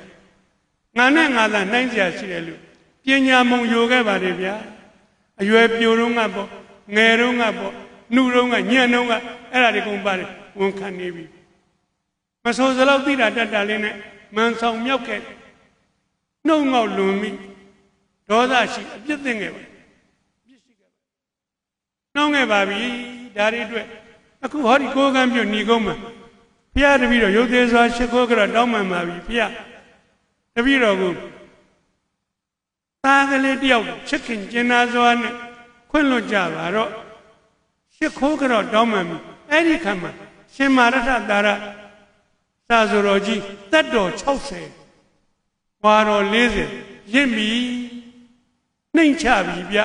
နှိမ့်ချပြီဆိုမှမြင့်သွားပြီတော်လိုက်တာကိုတော့ကတော့ငယ်မှန်နေတက်ခက်တာပါမင်းကိုယ်ွယ်တဲ့နေပြီးတော့ဆရာကိုရှင်မာသီလွန်သဆရာတော်ကြီးကိုရုပ်သေးစွာရှ िख ိုးကြတော့ပါတယ်ရှင်မာရထတာရဆရာတော်ကြီးကိုရုပ်သေးစွာရှ िख ိုးကြတော့ပါတယ်ကျွန်တော်တို့မာနနှိမ့်ချစေကြောင်းကောင်းစွာဆုံးမလို့ပါပဲမခတင်ဝလင်္ကာကြီးကိုရေးတဲ့မန္တလေးဆရာတော်ဘုရားကြီးသူလည်းဒီလိုပဲကြပြာတော်လေးတို့ရေးခဲ့ငါကြောင့်ငါထိုင်ဘသူဆိုင်ကိုပိုင်လို့ဆိုမာနမို့၍ကြောင်းကျိုးမသိပြုမိပြုရမအစွာ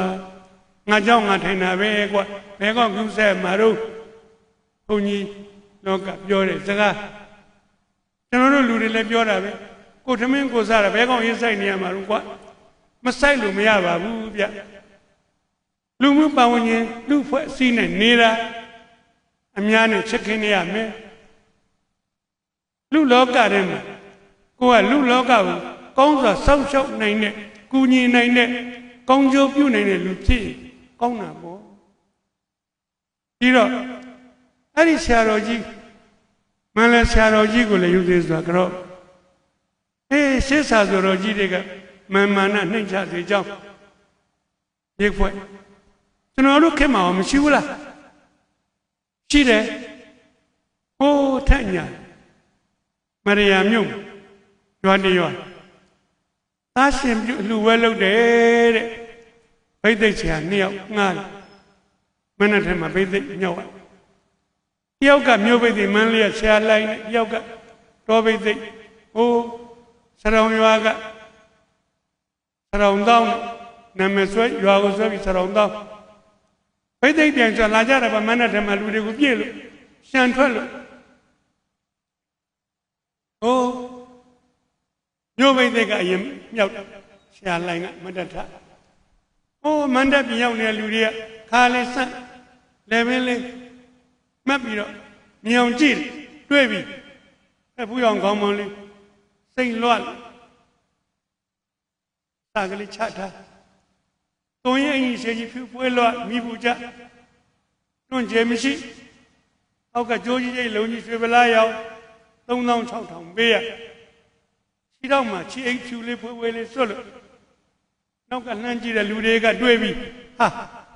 ကြည့်လို့ကောင်းလိုက်တော့ကွာကြေးကြည့်တာနဲ့လျော်ပါပြီရဲ့မန်လေးနေပြီးတော့မှကြေးကြီးဆုံးနဲ့ကြည့်လို့ကောင်းတယ်ကွာအသက်ကလည်း40လောက်သားရေးပြည့်ပြည့်တင်းတင်းနေဦးငါတို့တောပိတ်သိကြည့်အောင်ဘယ်လိုများဝတ်ထားပါလဲလိုက်ရှာကြည့်တွေ့ပါပြီဆရာလိုင်းနဲ့တယောက်ကျော်လောက်မှထိုင်းနေတောပိတ်သိဆရာတော်တောင်း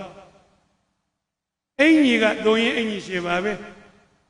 သို့တော့ထောင်းလမောင်းကိုကျေးနေတာကျေးမှာပေါ့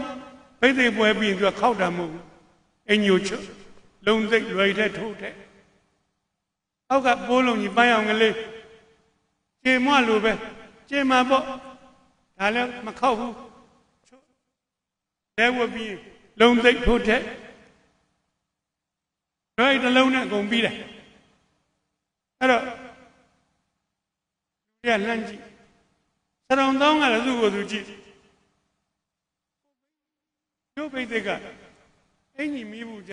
ကျွေသားရောင်ကိုတောက်လို့ဖြူဖွေးလွှတ်အင်ကြီးကထောင်းလမ်းမောင်းကြည့်လူတွေသတိမထားမိခင်အခြေလေးတွေပြေအောင်ခြေအောင်မှသူ့လက်ကလေးနဲ့ဖိပြီးတော့ဖြေတယ်ပြေအောင်ခြေတယ်ပျောက်အောင်ဖြောက်တယ်မပြေပါဘူးမပျောက်ပါဘူးလူတွေကလှမ်းကြည့်နေတော့မြင်တယ်ဟိုမှာဒီအုပ်အခုမှအင်ကြီးတွန့်ကြည့်တယ်လက်နဲ့ဖိသတ်လည်းမပျောက်ပါဘူးကွတော်သားတွေအတင်းတုပ်နေကြတယောက်ကပြောတယ်မင်းတို့ကအင်ကြီးတွန့်ကြည့်ပဲကြည့်တာဟုတ်ခေါင်းမောင်းလည်းကြည့်လိုက်ဟုတ်သူကတော့ပဝါလေးကိုရစ်ပတ်ပြီးတစထောင်ပေါင်းထားထိတ်တဲ့မှာချွေးခွက်ကြီးတဲ့ဒီလူမှမကွက်ဘယ်လူကကွက်ခဲ့မှန်းတော့မသိချွေးခွက်ကြီးက6တောင်နေပါပြီတယောက်ကပြောတယ်တော်သေးတာပေါ့ကွာသူချွေးခွက်သူမမြင်ရလို့တော်သားတွေအလို့မပေးအဲ့ဒီမှာမျိုးပိသိက်ကမင်္ဂလာ12ပါးကိုပြောတယ်မင်္ဂလာပါပံလူနာတေတိစိန်တေတီတိမင်္ဂလာမကောင်းမှုကိုပယ်ဖြတ်သုံးသင်လို့မင်္ဂလာမြည်တယ်ဗျပြောစရုံတော့အင်ကြီးတွန့်ကျင်တန်ရင်နားထောင်ကောင်းတဲ့စကားပဲငါမသိဘူးမှတ်ရအောင်မယ်မှတ်တာမကောင်းမှုကိုပယ်ဖြတ်သုံးသင်တယ်မင်္ဂလာ12ပါးရှိတယ်ဗျမင်္ဂလာတစ်ပါးချင်းရှင်းပြဟိုနားထောင်ကောင်းစရုံတော့အင်ကြီးတွန့်ကျင်မတတ်တော့တော်ပညာရှိတဲ့လူပဲဒါတွေငါမသိပါဘူးကျေးဇူးကြီးပါပြီတဲ့လူတွေလည်းဆရာလိုင်းပြောတဲ့စကားနားထောင်နိုင်ဝက်စီကနီးတော့ဆရာလိုင်းကဘိသိက်ပြိုင်ဆိုတဲ့အတိုင်းတစ်ဖက်သားကိုအနိုင်ပိုင်းလိုက်အဲ့ဒီမင်္ဂလာ12ပါးမှာဟောဒီသားရှင်ပြုတဲ့အလူအရေးကြီးဆုံးပြဒီမောင်စင်လောင်းလေးတွေကညနေဆိုရင်ရှင်သာမဏေဖြစ်မယ်မိဘဘိုးဘအကုန်ကြောရမှာဗျဒါကြောင့်မလို့ရှင်သာမဏေလောင်းဖြစ်တဲ့ရှင်လောင်းတွေကိုဘိသိက်မြောက်တဲ့ကံမှာဘိသိက်ဆရာကံ5ပါးလုံရတယ်ဗျထရေရက်တော့ရင်ဘိသိက်မမြောက်နဲ့ဗျဟောကနေအတန်ကြီးထွက်သွားတယ်ကြီးတာမဟုတ်ဘူးဒီဘာလုံးတနယ်လုံးသိစရုံသောင်းကထရေရက်တယ်ကြိုက်ကလေးရစသည်ဟာမျိုးဘိသိက်ကနှင်းလိုက်လားကွာဘယ်ကောင်းနေသတင်းပေးလိုက်တာလဲသွားပါပြီကွာစရုံသောင်းတော့ခံရပြီဟဲ့စရုံသောင်းရှိရလှမ်းကြည့်စရုံသောင်းကောင်းကလေးညိတ်ကောင်းတငိမ့်ငိမ့်နဲ့ဝန်ခံနေပြီလူတွေကအတင်းတုပ်ပြန်သူ့မှာဖြစ်ရှုံးပြီးရှုံးရင်မှာပဲကွာပြောတာပြောရတယ်ဒေါသတွေကကိုဒေါသချင်းချင်းကိုလက်ခုပ်တီးခြင်းကိုလူကအကုန်ရှုံးနေတော့ဂယုဏဒေါသောတွေဖြစ်နေအဲ့ဒီမှာမျိုးဘိသိက်ကအနိုင်ပိုင်းပြီးတော့နိုင်ဝဲစီလို့ကျွန်တော်နားပါဦးတစ်ဖက်ကဘိသိက်ဆက်အချိန်ပေးပါမယ်ခင်ဗျထိုင်သွားစရုံတော့မတ်တရမတ်တရတဲ့အထိအင်ကြီးလေးတတ်နေတော့တင်ပါကလေးအဆိုးကိုပုတ်တတ်နေတော့ပြီးတော့မှရှားလိုက်ထိုင်နေတဲ့ဘက်ကကောင်းကလေးငှက်ကြည့်ပြိတ္တတွေငြိမ်တိတ်သွားတာပဲကြည့်နေပြီသူ့ကိုဆော်သွားပြန်ဆော်တော့အဲ့လိုငှက်ကြည့်နေရနေပြီးတော့ကောင်းကလေးတစ်ဆက်ဆက်ငြိမ်အသက်တောင်မဆူရဘူးပြင်းပြင်းမကြားလိုက်ရမှဆိုးလို့ဘယ်လိုဆော်မလဲကွာအဲ့ဒီမှာစရုံသောင်းကပြောတယ်ဩလူတွေကပြောလိုက်ကြတာဘိသိက်ပြိုင်နဲ့ကျွန်တော်မပြိုင်နိုင်ပါဘူးကျွန်တော်ကတက်လို့လောက်တာမှမဟုတ်ပဲလက်သမားပါဗျ ဆရာမ9ရွာကလယ်သမားပါဗျအခုလိုလယ်လုံငန်းအားတဲ့နွေရာသီမှာကျွန်တော်တငယ်ချင်းမိတ်ဆွေတွေသူတို့သားကလေးတွေရှင်ပြုတော့ဘိသိက်ဆရာမငားနိုင်ရှင်းလေးပါလိဆိုတာဝါသနာပါတဲ့ကျွန်တော်ကဘိသိက်မြောက်ခိုင်းတာပါဗျအဲ့ဒီကနေဘိသိက်ဆရာဖြစ်လာတာပါဗျဆရာလိုက်ပြောသွားတဲ့စကားတွေကောင်းလိုက်တာတန်ဖိုးရှိလိုက်တာကျွန်တော်မသိပါဘူးကျေးဇူးကြီးပါတယ်ဗျာပညာရှိပါပြီရဲ့ကျေးဇူးရှိပါပြီရဲ့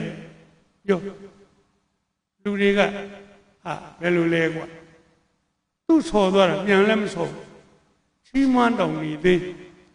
တယောက်ကပြောမနိုင်တော့လဲဆုံးပေးလိုက်အေးတာပါပဲကွာလွတ်တော့မပေးဘူးတော်သားကြီး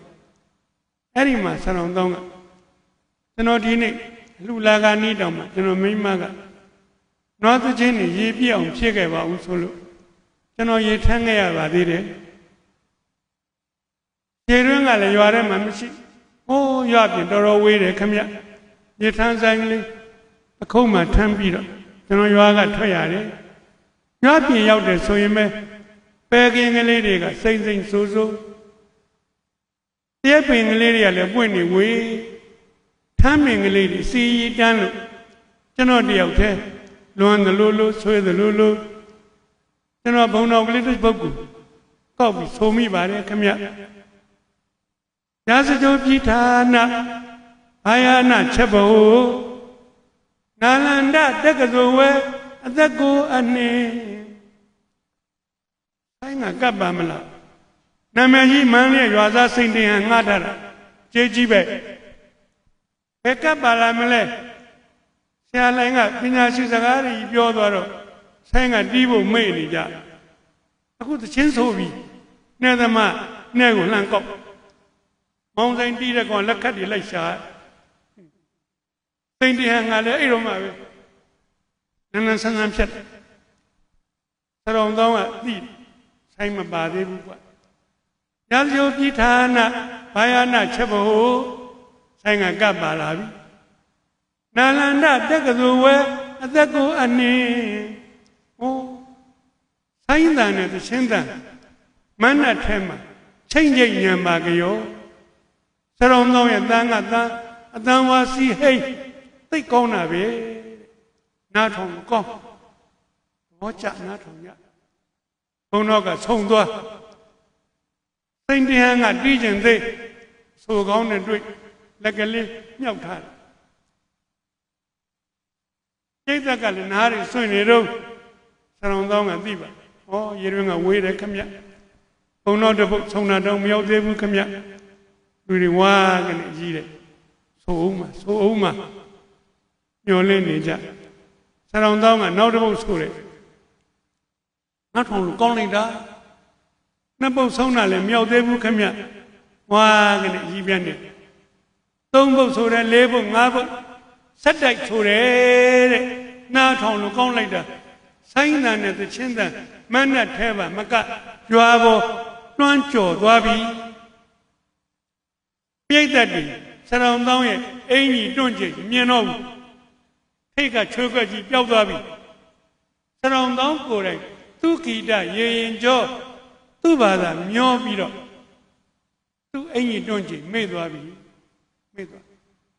အဲ့ဒီမှာဆရာတော်ကအဲဒီဆရာတော်ဘုရားကြီးရဲ့တန်ဝေးကတွေးကြိုးကြီးကိုကောက်ထုတ်လိုက်မိုင်မလေးနိုင်မှုမြိုင်ခင်းတဲ့ညာစီမိုင်မလေးနိုင်မှုမြိုင်ခင်းတဲ့ညာစီခါတော်မီတိမဝိနိုင်မှုခါတော်မီတိမဝိနိုင်မှုခါတော်မီအဲ့ဒီခါတော်မီမှာကိုပဲသူ့တန်မြင့်တာတော့စွန့်နေအောင်တင်လိုက်တယ်နားထောင်လို့ကောင်းလိုက်တာလူတွေငြိမ်နေနားထောင်ဆရာတော်ကဒီဆိုခြင်းကိုနားကျွန်တော်တို့လူတွေမိုက်လိုက်ကြတာခုလိုဗုဒ္ဓသာသနာတော်ကြီးနဲ့ကြုံတွေ့နေပါရဲ့နဲ့ဝိပဿနာတရားပေါင်းတာပွားများထုတ်ခြင်းမလုပ်နိုင်ကြဘူးလောဘဒေါသမာနတွေနဲ့တန်တရားတကြောမှမျောနေကြတယ်ခင်ဗျအဲ့ဒီမိုက်တဲ့ထဲမှာဟောဒီဆရာတော် ကျွန်တော်ပုံမိုက်တာပေါ့ကျွန်တော်ကထရေကလေးရက်ကလေးတောက်တတ်တော့မောင်တော့မိုက်ပါတယ်ခမရရှေ့ကပြောသွားတဲ့စကားကိုခြေနေပြီခြေပနေပြီခြေပနေအပြိုင်အနိုင်တိုက်တာမဟုတ်ဘူးသူ့ကိုယ်သူနှိမ်ချဝန်ခံပြီးတော့ရှေ့ကပြောသွားတဲ့စကားကိုခြေဖြတ်နေကျွန်တော်ပုံမိုက်တပါတယ်ခမရအဲ့ဒီမှာဆက်ပြီးတော့ဆိုလိုက်ခါတော်မီမှာကိုပဲသူကညွန့်ဆိုခါတော်မီခါတော်မီခါတော်မီအဲ့ဒါသူဆိုးနေချိန်မှာရွာသားစိန်ပြန်ကမတီးဘူးလှမ်းကြည့်ပြုံးကြည့်လှုပ်ဆန်းกว่าပြုံး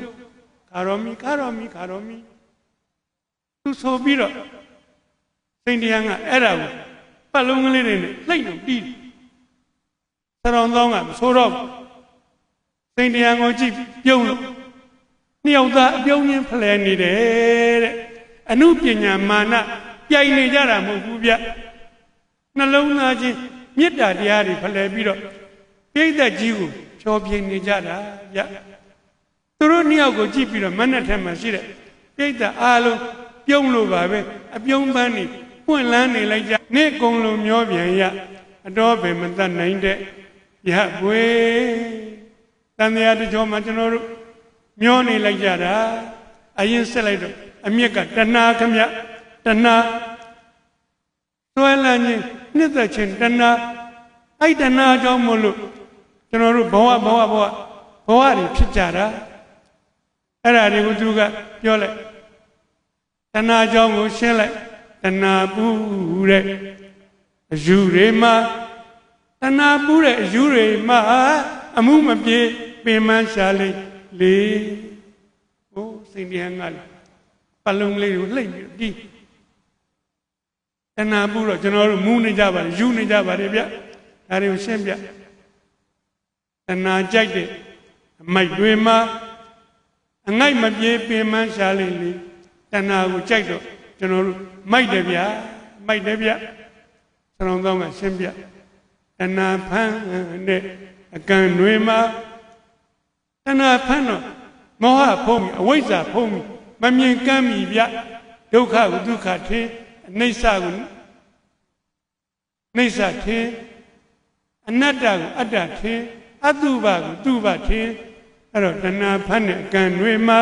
အပန်းမပြေပင်မရှားလိုက်လေကောင်းလိုက်တာ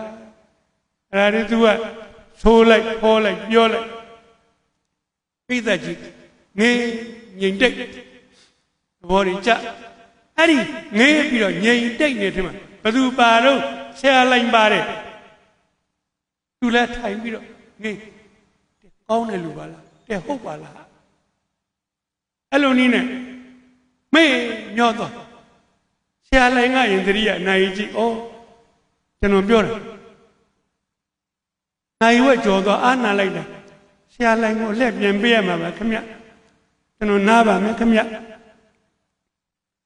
ပြိဿကသူ့ဘယ်နာထောင်ခြင်းနဲ့ကိုဆရာကိုမေ့သွားပြီနောက်ကတယောက်ကလှမ်းអော်တယ်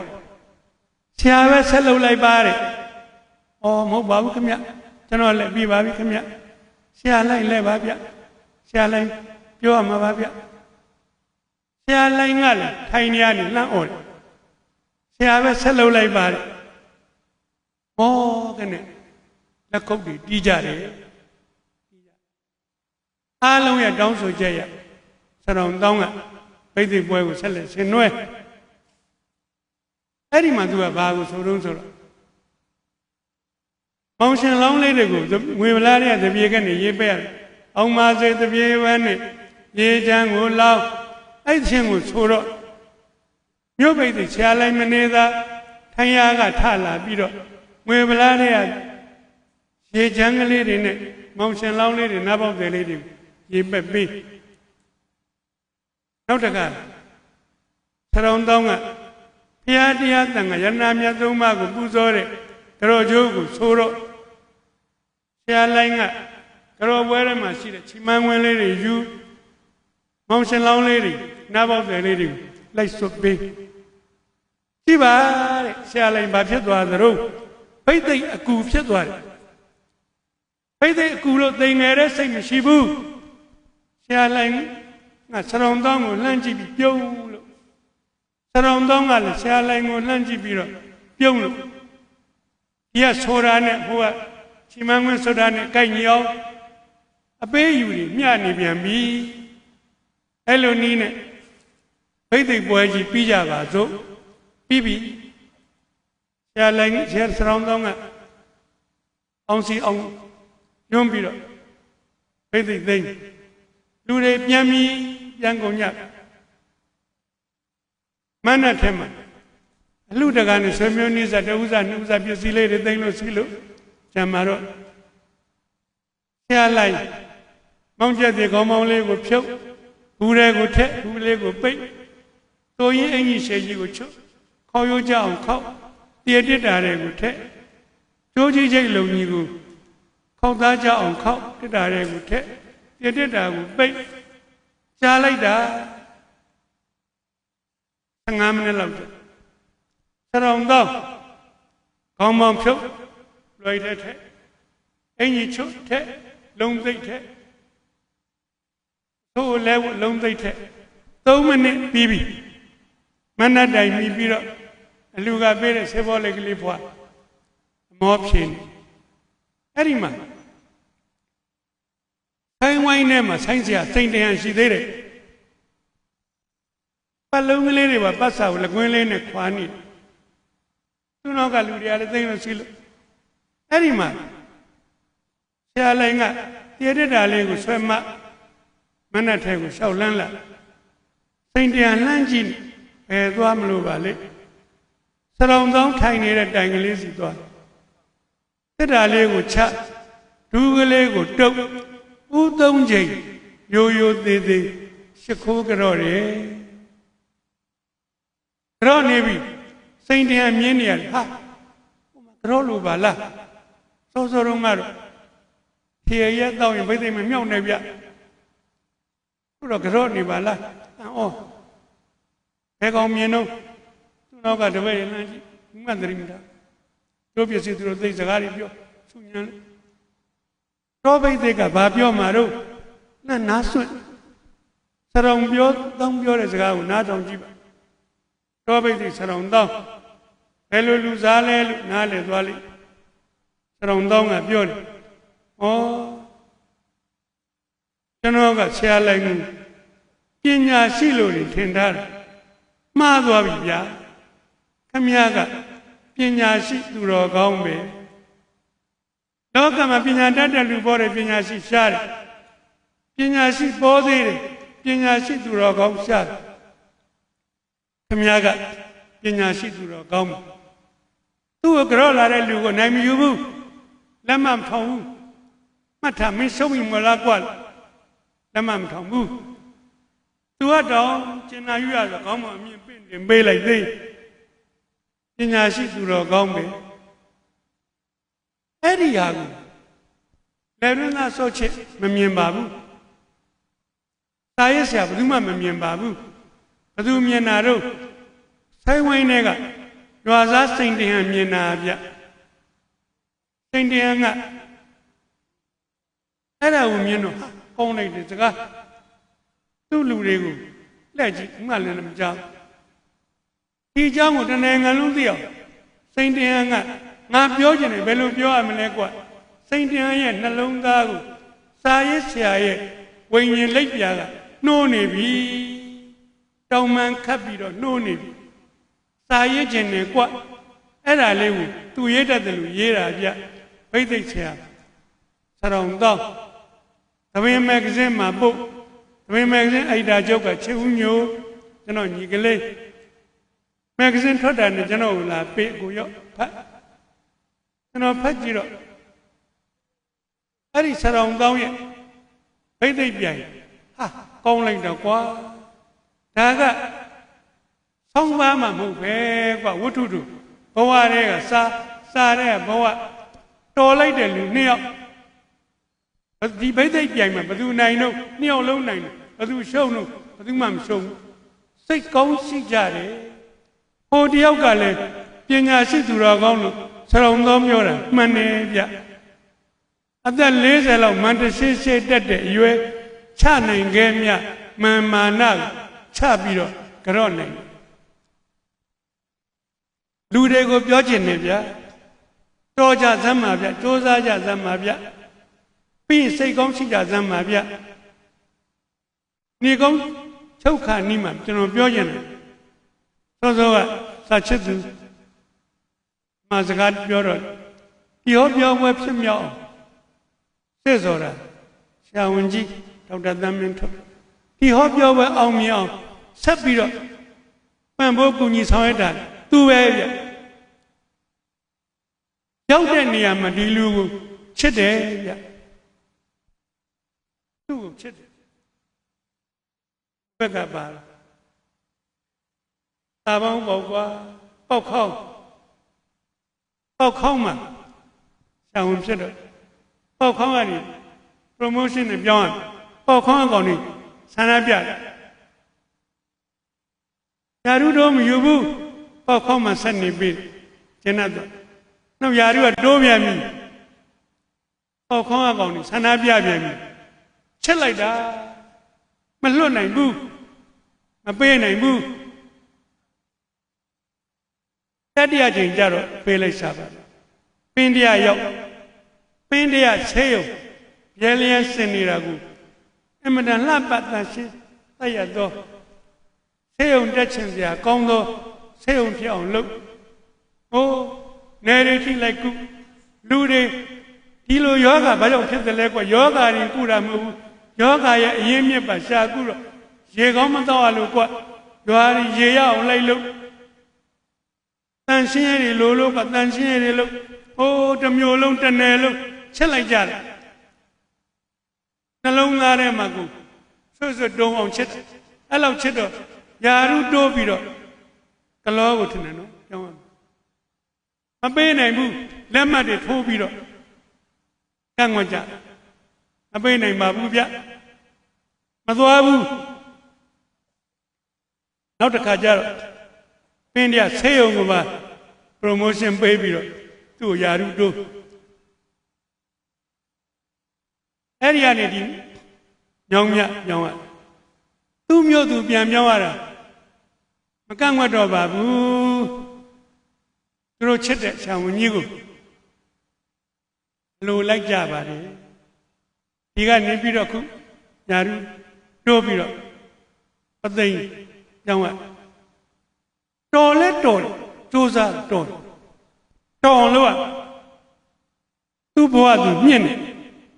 ဟိုတစ်ခေါက်နားထောင်လို့ပန်းကလေးရောင်းရတယ်အတန်းလေတန်းကြောင်းသားမှာပန်းကလေးရောင်းရဆေးတက်ကဆိုတက်တော့ကိုယ့်ဘာသာကိုရှားရဖွေရရိတ်စကရှားဖွေရကြောင်းတဲ့ရအဲ့လိုကနေဆံဝင်ဖြစ်လာတဲ့ခါကျပရဟိတအများကျိုးလို့ကြီးကျယ်လိုက်တာကြီးကျယ်လိုက်တန်းကျော်တစ်ထေးဖြစ်ပါရဲ့မကြီးကျယ်တဲ့လူအများကြီးအာနာရှိပါရဲ့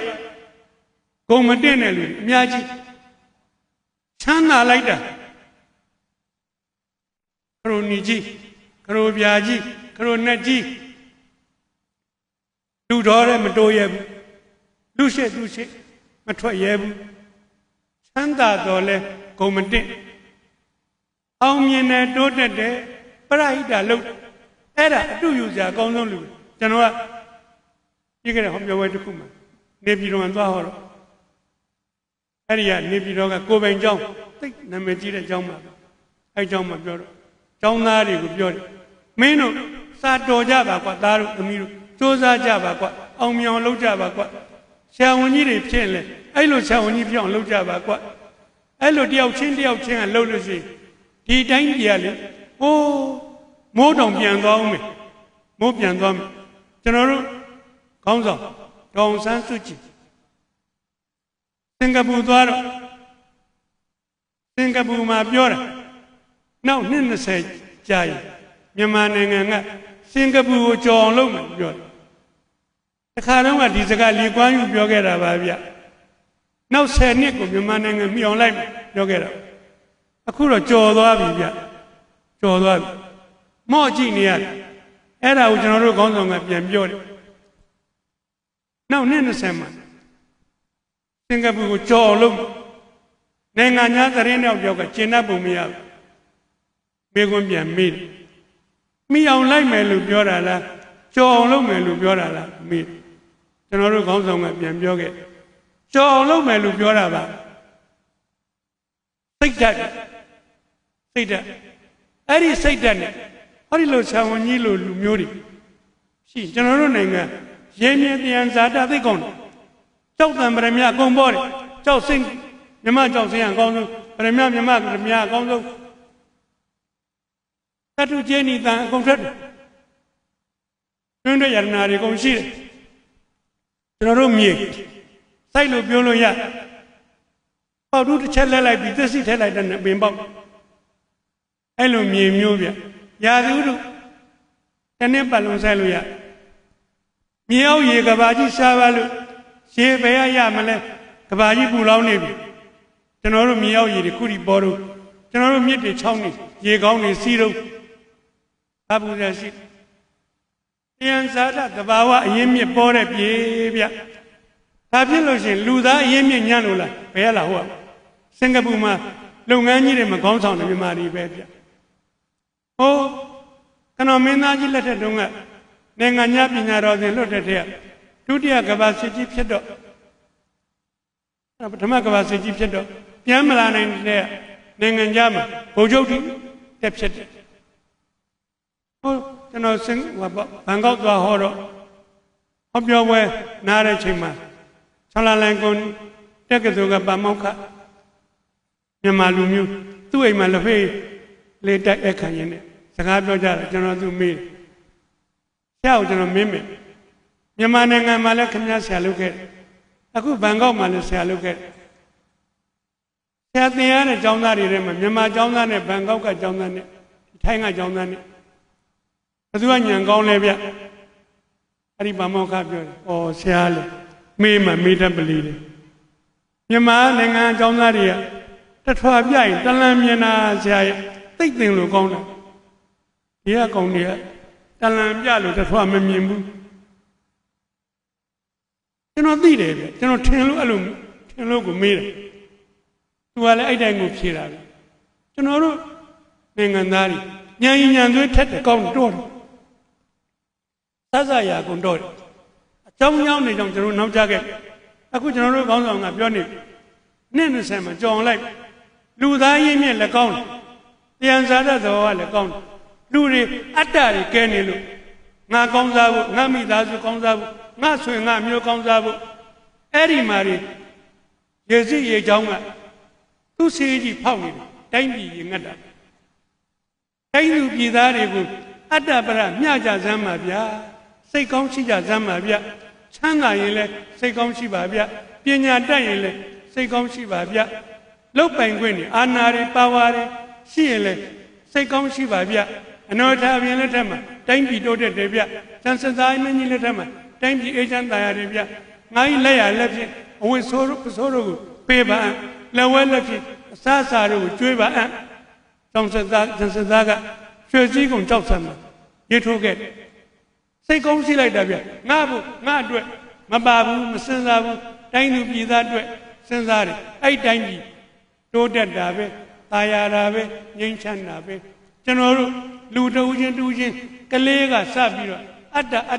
ငါဆိုတဲ့စိတ်တွေကိုလျှော့လိုက်ပါကျွန်တော်ကသရောင်တောင်းနဲ့ဆရာလိုင်ကျောင်းကိုရေးတဲ့စိန်တင်ဟန်သွားကြတော့တယ်မန္တလေးတိသွားကြတော့တယ်အခုဒီနေ့ညလဲကြတော့တယ်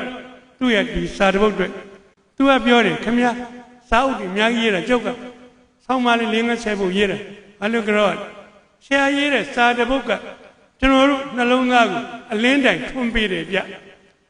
စာအုပ်100 1000ရေးလိုက်ကျွန်တော်မကြတော့နိုင်တဲ့လူများကြီးစာတပုတ်ထဲကိုရေးလိုက်အလင်းတိုင်ထွန်းပေးကြတော့နိုင်နေဗျရှင်မာသီလွန်သားကိုကြတော့ပါတယ်ရှင်မာရထသာရကိုကြတော့ပါတယ်မန္တလေးဆရာတော်ကြီးကိုကြတော့ပါတယ်ရွာစားကျော်စိန်တင်ဟန်ကိုကြတော့ပါတယ်ကြတော့ကောင်းမှုရလို့ဆုမှာငါပြောမှမှန်ငါကြမ်းမှဟုတ်ငါလုံးမှကောင်း အကြောင်းကိစ္စဟူသမျှမှာငါနဲ့ငါဆွဲအတ္တငါမာနကိုနှိမ့်ချသောငါဖြစ်ရပါလို့ဤလို့ဆုတောင်းရင်ညီကုန်းချုပ်ပါတယ်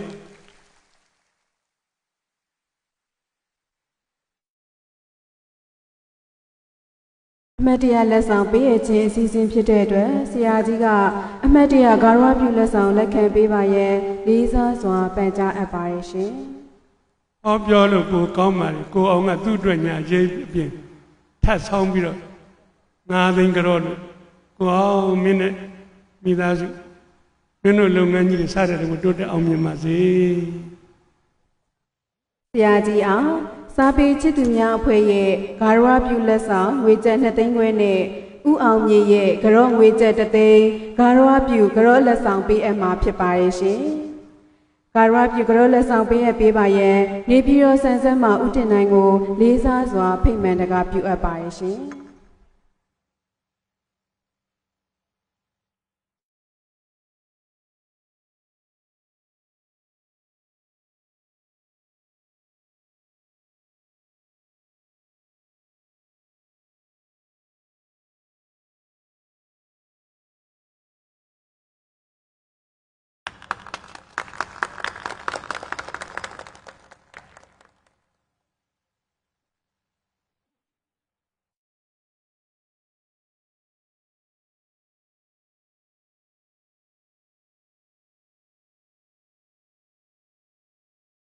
အခုလိုဘ ഹു တုတဖျားဖျားတိမဲ့ဖွင့်ရများကိုဟောပြောပေးပါတော့ဆရာကြီးလေရင်းသားစောချေအားအထူးပဲကျေးဇူးဥပကာရတင်ရှိပါရဲ့ရှင်